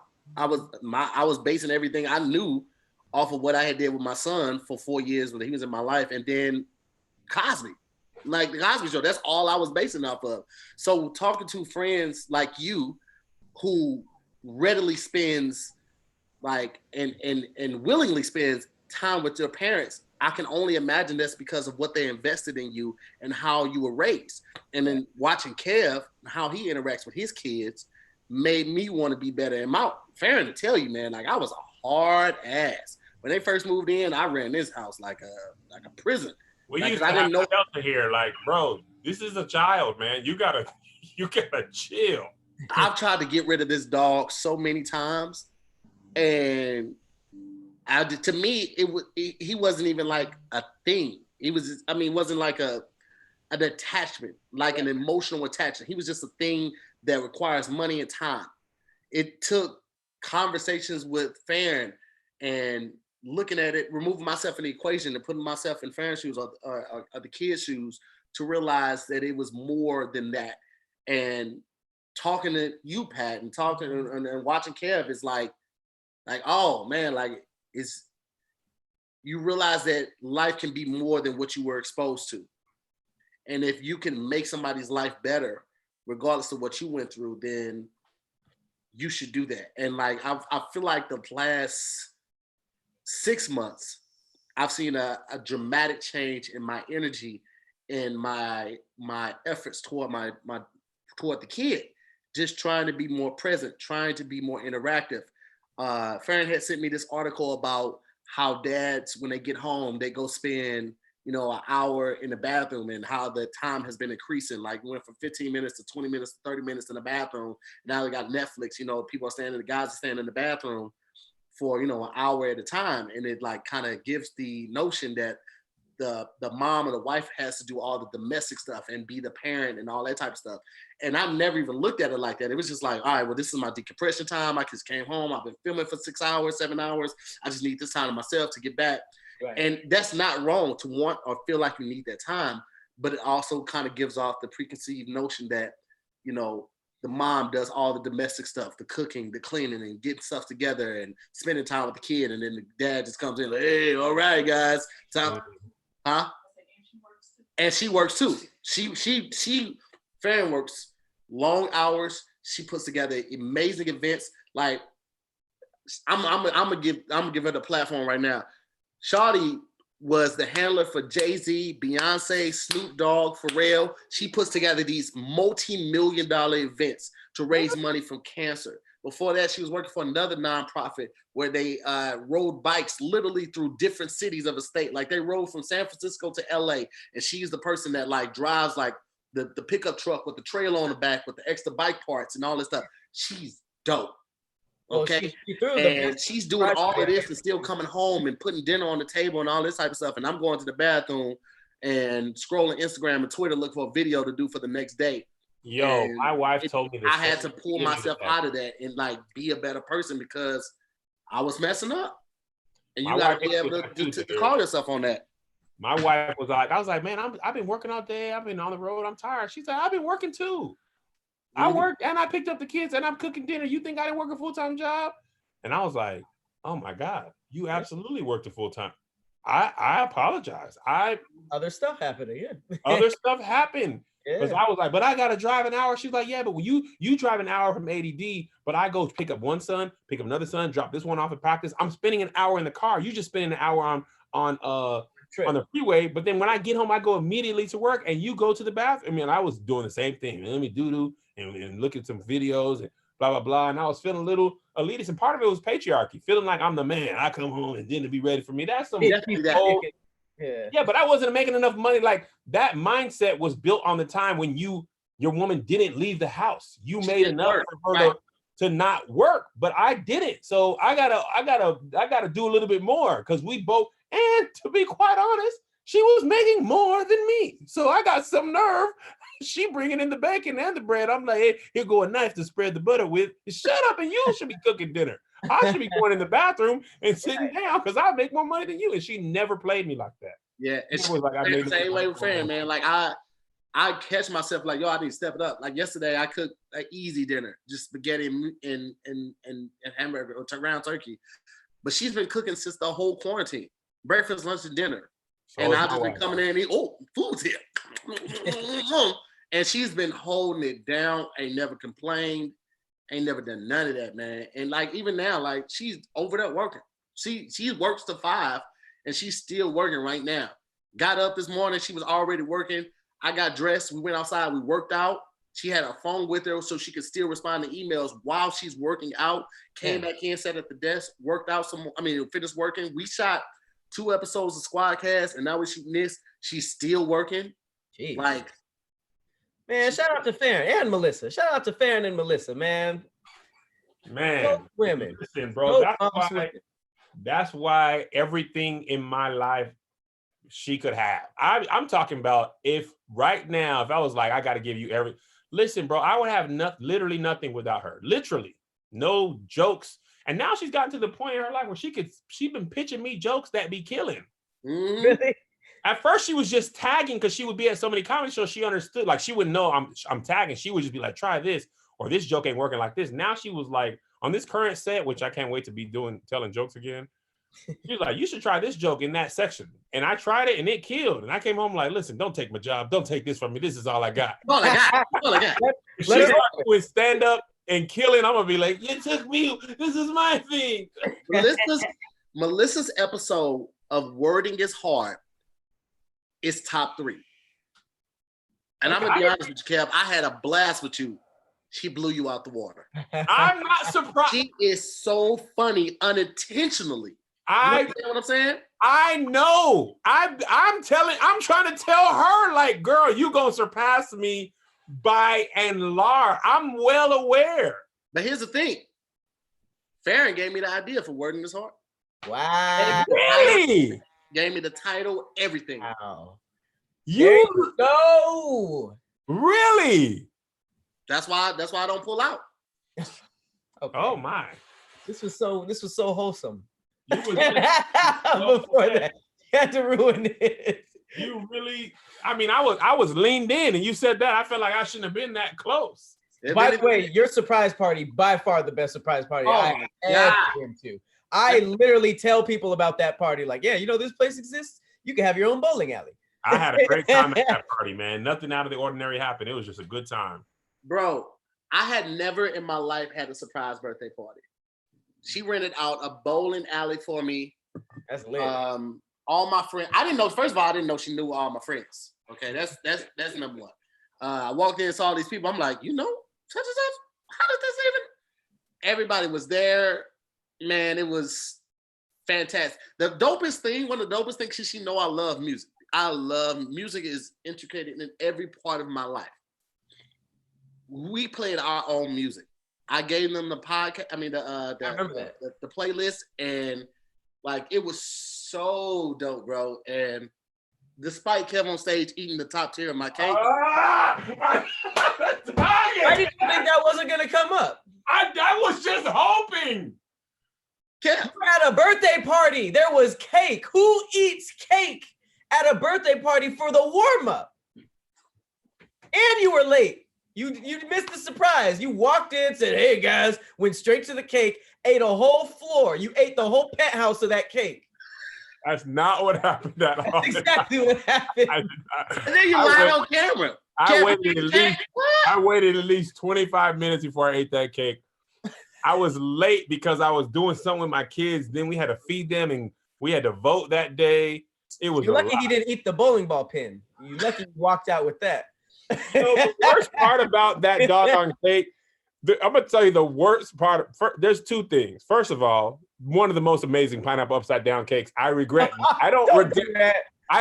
the taste of it. I do regret eating it. But if I'm gonna go down in history as the villain in his birthday party, at least the cake was delicious. But the second part is anytime Tahir has a doggone memory of that doggone birthday, part of that is going to be, and then Kev ate the top tier, but it's always going to come up.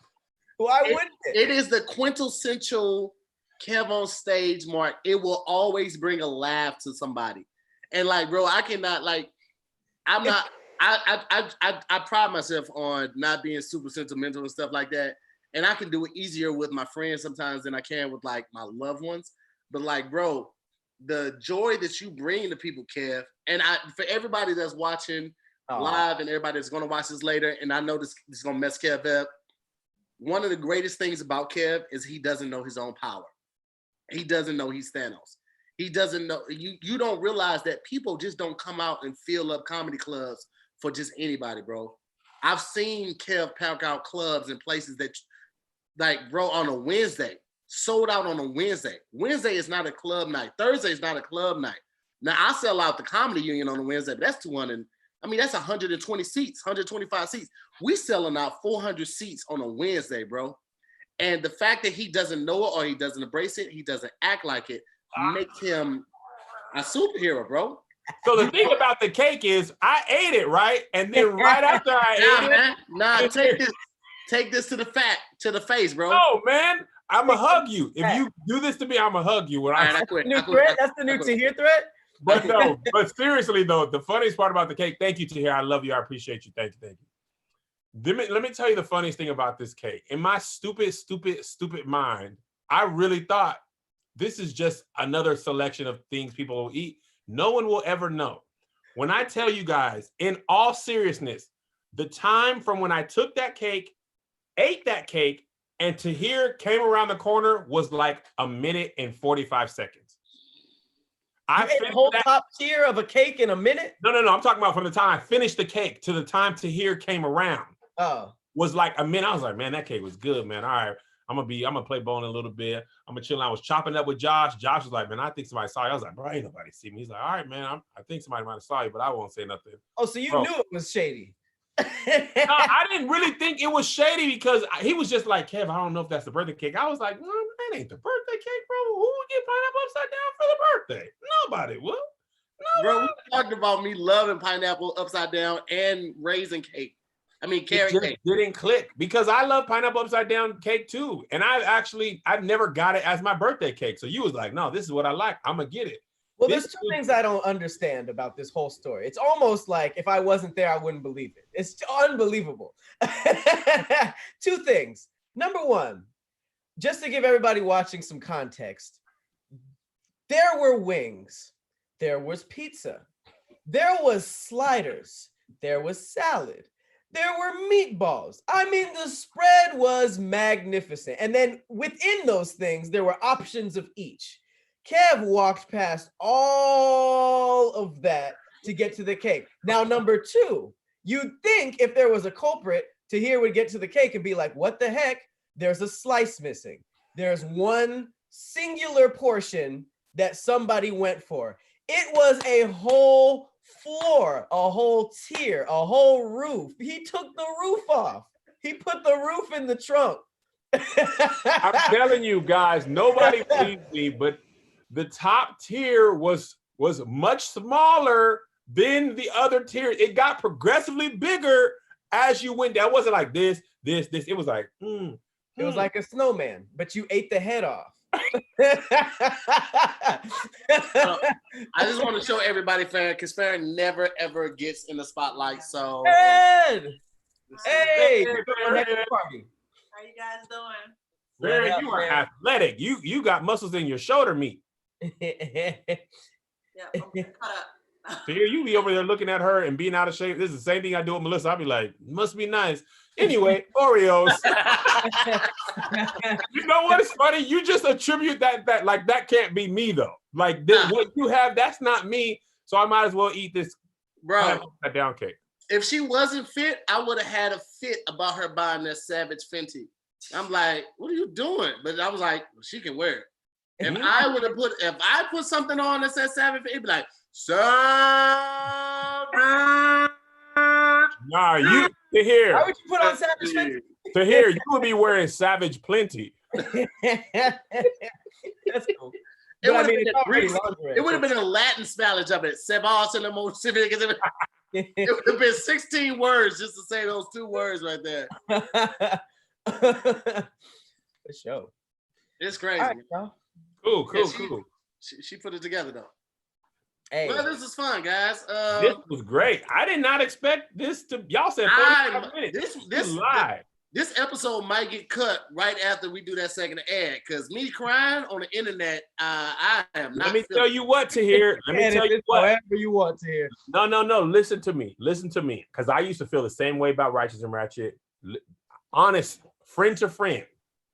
Because you had a real vulnerable moment, your true Scary Squad will appreciate that moment with you. Do not cut it. Do not feel like you have to be. They already did. Apparently, a lot of people have either been through, I don't know how similar, but just similar feelings. Yeah. Don't rob your fans of the chance to get to know you. Don't, because that forces you to only be able to be in performance mode with them. And your true fans, the people on Patreon, the Scary Squad, and the people who just, maybe don't have the money, but watch every week, they deserve to get to know you, the person, not the performer. You are more than your talent. You don't have to just be to hear more the comedian, the musician, the playlist giver. You could be to hear more the person. And this is me telling you from me being you, not me like, oh, no stuff. Because I'd be like, bro, don't nobody, people want to see make you laugh. They don't want to care about our problems. And people be like, nah, man, the Right Pack, they were like, bro, y'all on tour. If y'all can't make a bonus episode, we get it. And I'm like, nah, but we promise you, bro, we get it. Like, we take your rest. And I'm like, no.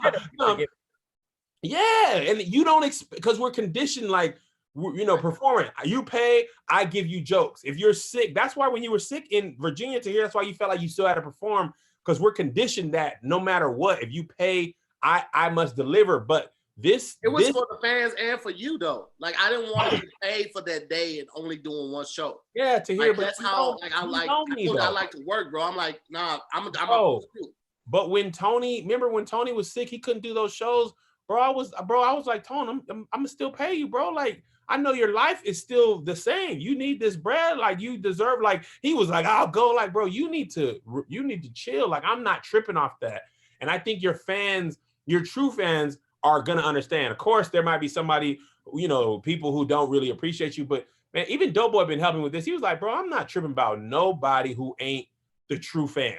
Right. I'm not worried about people who jump in a comment here and there, don't watch a lot of video. Forget them. They're not the ones that are going to support. They're not going to buy no merch. They're not going to join the Patreon. Like, in some ways, the casual viewer deserves the casual version of you. But your real people who watch every week, who were excited about Wording is Hard, they deserve to see you be the true version of yourself, because they're the ones who sit here and watch this. We closing in on 2 hours. That's crazy. That didn't even happen until the second hour. They deserve that, bro. I'm telling you, you don't always have to perform. They'll allow you to be who you are, because it allows you to talk about stuff when you ain't having a good day. Like when things are bad, you're like, man, this kind of sucks. This didn't go right. People be like, man, they be building me up. I'll be like, man, thanks. It's a great relationship, man. That's why I be focusing on the Patreon people. I don't want to put it like negatively, like if you're not on Patreon, you don't matter. Right. But I feel like if you take money out of your pocket monthly, and I didn't even have a huge drop off during the corona, like people like, nah, you good, bro. Like we're going to give to your Cash App. Like if you do that, you deserve to know me on a deeper level than I'll just say the casual fan. Don't cut it, bro. I'm going to put it up. The Patreon's got it though.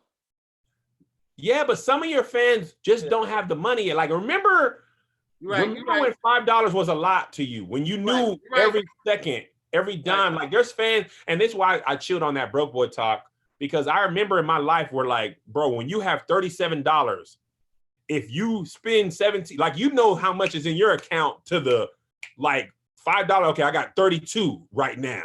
And if I buy a shirt, I got 7.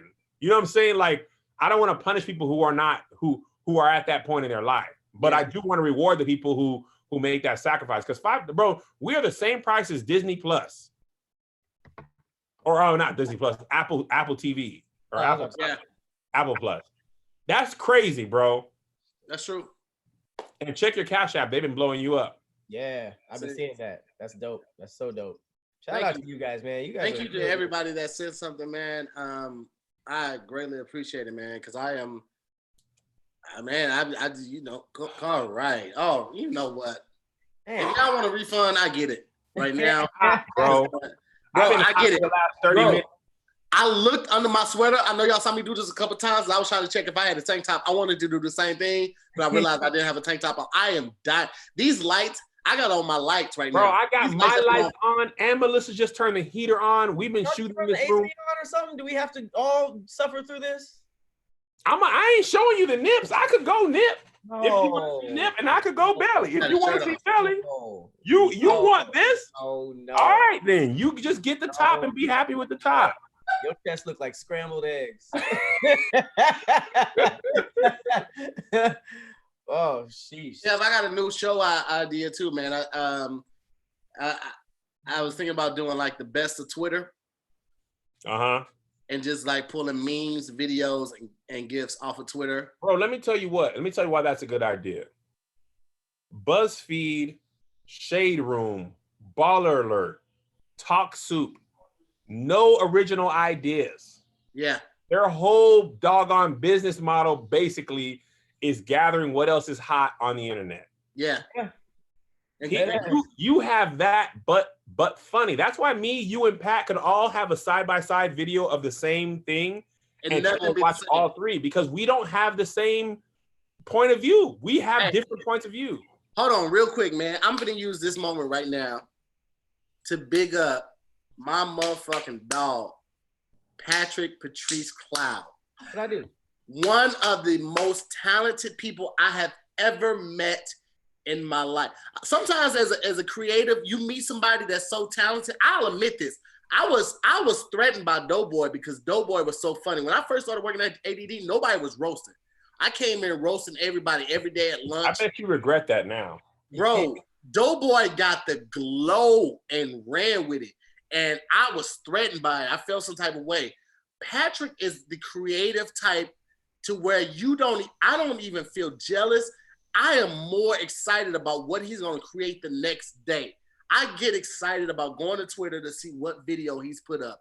Hey, one of the most musically talented, comedic talented, all the shows that you love from ADD, Great Taste, Dance Break, Roast Me, all Patrick Cloud. Bad jokes. Bad jokes. Patrick Cloud. Goddamn me, he has what's the new EP, Up in the Clouds? Water Temple. No, Water Temple is the one before this. The new one is Up in the Clouds too, I think. Yeah. My bad. Patrick's flow on that joke, yo. And then Water Temple. Come on, if you guys have not seen Patrick rapping like an Egyptian, let me tell you something, bro. Yo, I showed it to Farron, bro. We was like, yo, this nigga on another level, bro. Pat, I fucking love you, bro. One of the most creative people I've ever met in my life, dog. And I am just privileged to have you in my stratosphere, bro. I literally get up, watch your videos, but like, I got to top Pat, man. I was just looking for my Protect Your Light shirt. Let me tell you something else. When I left ADD, this is a compliment, but just please understand it. I low-key had given Patrick my entire job like a cool year before I left all day. He didn't even realize it. He was like, I was like, yeah, because remember, he used to send me the notes for Great Taste. And I was like, Pat, just take a stab at it yourself. He's like, all right. And then the roast me stuff, I was like, yeah, just do that. And then I started having the scripts. People, so bro, I used to be at my computer watching Curb Your Enthusiasm for like the last 6 months. Bro, Pat had done everything. That's why one of the reasons that was easy to leave. I was like, bro, Pat got all this. Like, the only thing that made it hard was leaving the people. But to hear, I want to echo every single thing ever. I be looking at Pat, and I'm not even jealous in that sense. It's like God has decided I'm finna give you like people be having stuff. I'm finna give you the like. Here's what I'm gonna tell you. He got the skeleton key to comedy. This is Patrick's most amazing ability. If Patrick decided he was just going to focus on music, both either rapping or freaking jazz piano, he could have a whole career in either of those, right? Absolutely. Easily. If Pat just said, I'm going to focus on just my video content, whole career in that.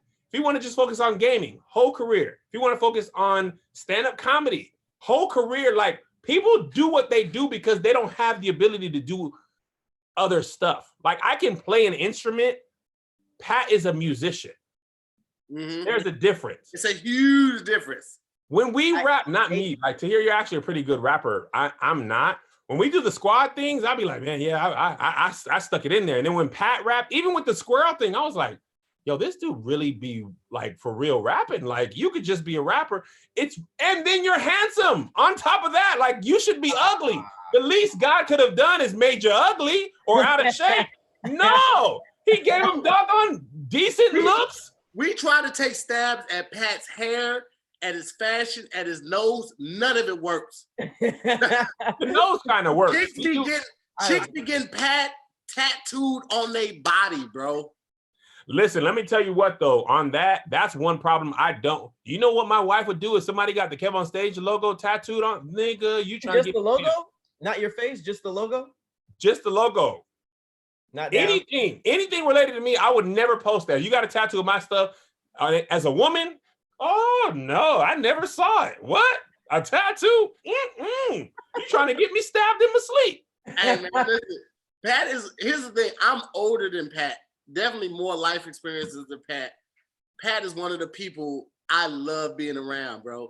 And it's not just the creative talent that he has.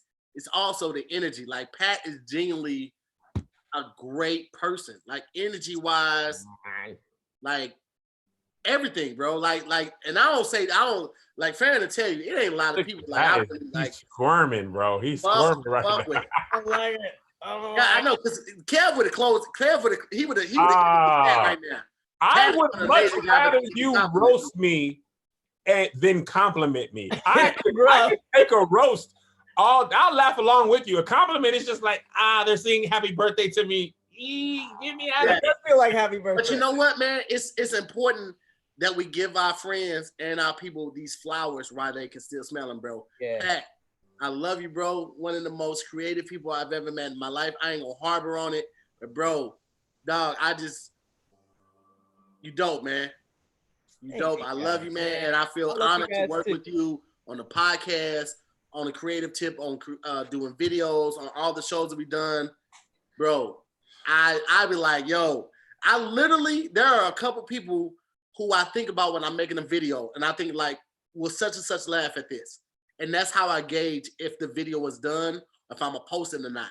I think Kev, I think Pat, I think Ryan Davis, goddamn me, and Tony Baker, and a couple others. But and it's not everybody for the same video, but I'm like, yo, I'm on my, like literally I'll do a video, I'm like, yo, I'm on my Pat shit right now. Or I'm on my Kev shit right now. Like I'm like, yo, there's been videos that both of y'all have made that I had in my phone to make that day. And then I watched yours and I was like, well, they got it. I just like there's literally nothing I can add to this that will make it funny. I do that too. Yeah, so I'll be like, well, he has that one. There was one where this girl fell, and Tahir says she fell in pieces like the toys on Toy Story. And I was like, I can't think of nothing funnier than that. So I'm gonna just people are just gonna learn about that video. That's one of my favorite videos. Man, that junk was so funny, bro. That's so funny, dude. I get it, man. And I just feel blessed, bro, bro, I was working at a jail as a teacher before all their digital. How can I get this to end? And I wasn't even saying that. I'm just saying that's what I was doing before, and I'm just happy to be around y'all, man. That's it. Enough. I'm hot. I tried to keep my shirt on for the fan. I can't focus when I'm hot. I've been hot for over an hour. I can't think about nothing else. I feel myself sweating. I feel sweat going down my armpits. Bro, I got on a sweater. I'm dying, bro. Well, we can go ahead and wrap this up. Obviously, after this incredibly amazing episode, I just want to make sure you guys know I love the hell out of you guys. Oh. And I'm not doing it because I hate it, Kev. I'm not doing it, but I hate it. But just to call back from earlier, I just want you guys to know, hopefully it goes without saying, but I'm going to just say it. You guys can hit me up for literally anything, ask me for anything. If I got it, it's done. You don't even got to think about it. Just want to let you, that's it. That's it for me. Okay. Also, let me say this, man. This is it, and I'm about to go.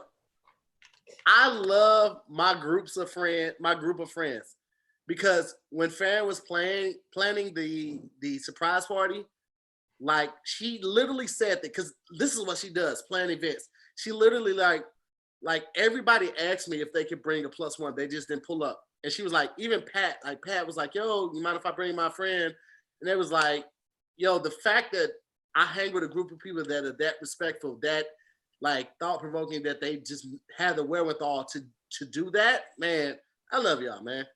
Bro, I'm telling you, I was not gonna miss your birthday party for nothing. I have missed some parties. I missed some celebrity stuff. I just be like, man, nah. But your party? I'm rarely early to stuff. I was there on time. Yes, Pat was there on time. This is very true. And I wasn't that late. With Tahir. Like, what are you doing here on date night? Kev, you didn't miss much because I literally walked in. That was a Tuesday, wasn't it? It was on a Tuesday, bro. That was my shoot day too. That's part of the reason why. That's my big podcast shoot day. Then we had to go vote, and it was a whole thing. Usually we vote absentee, but we're about to move, and my wife had thrown away the absentee ballot, so we had to actually physically go out and vote. And I can't even remember the last time I did that. It was a lot. So if this was anybody else's birthday, I'd be like, bro, I'm not going. And it was all the way for real in Glendale or Pasadena? No, it was in between Pasadena and Arcadia.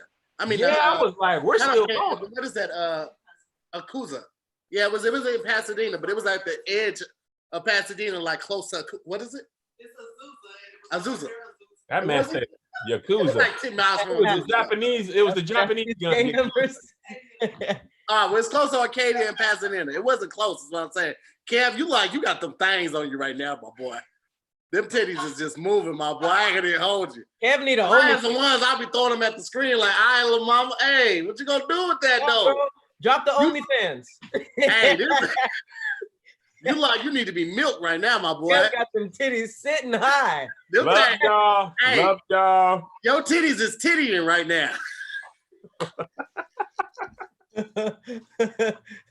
Aha, fat. Yeah, this is way better than the other stuff. Did he leave?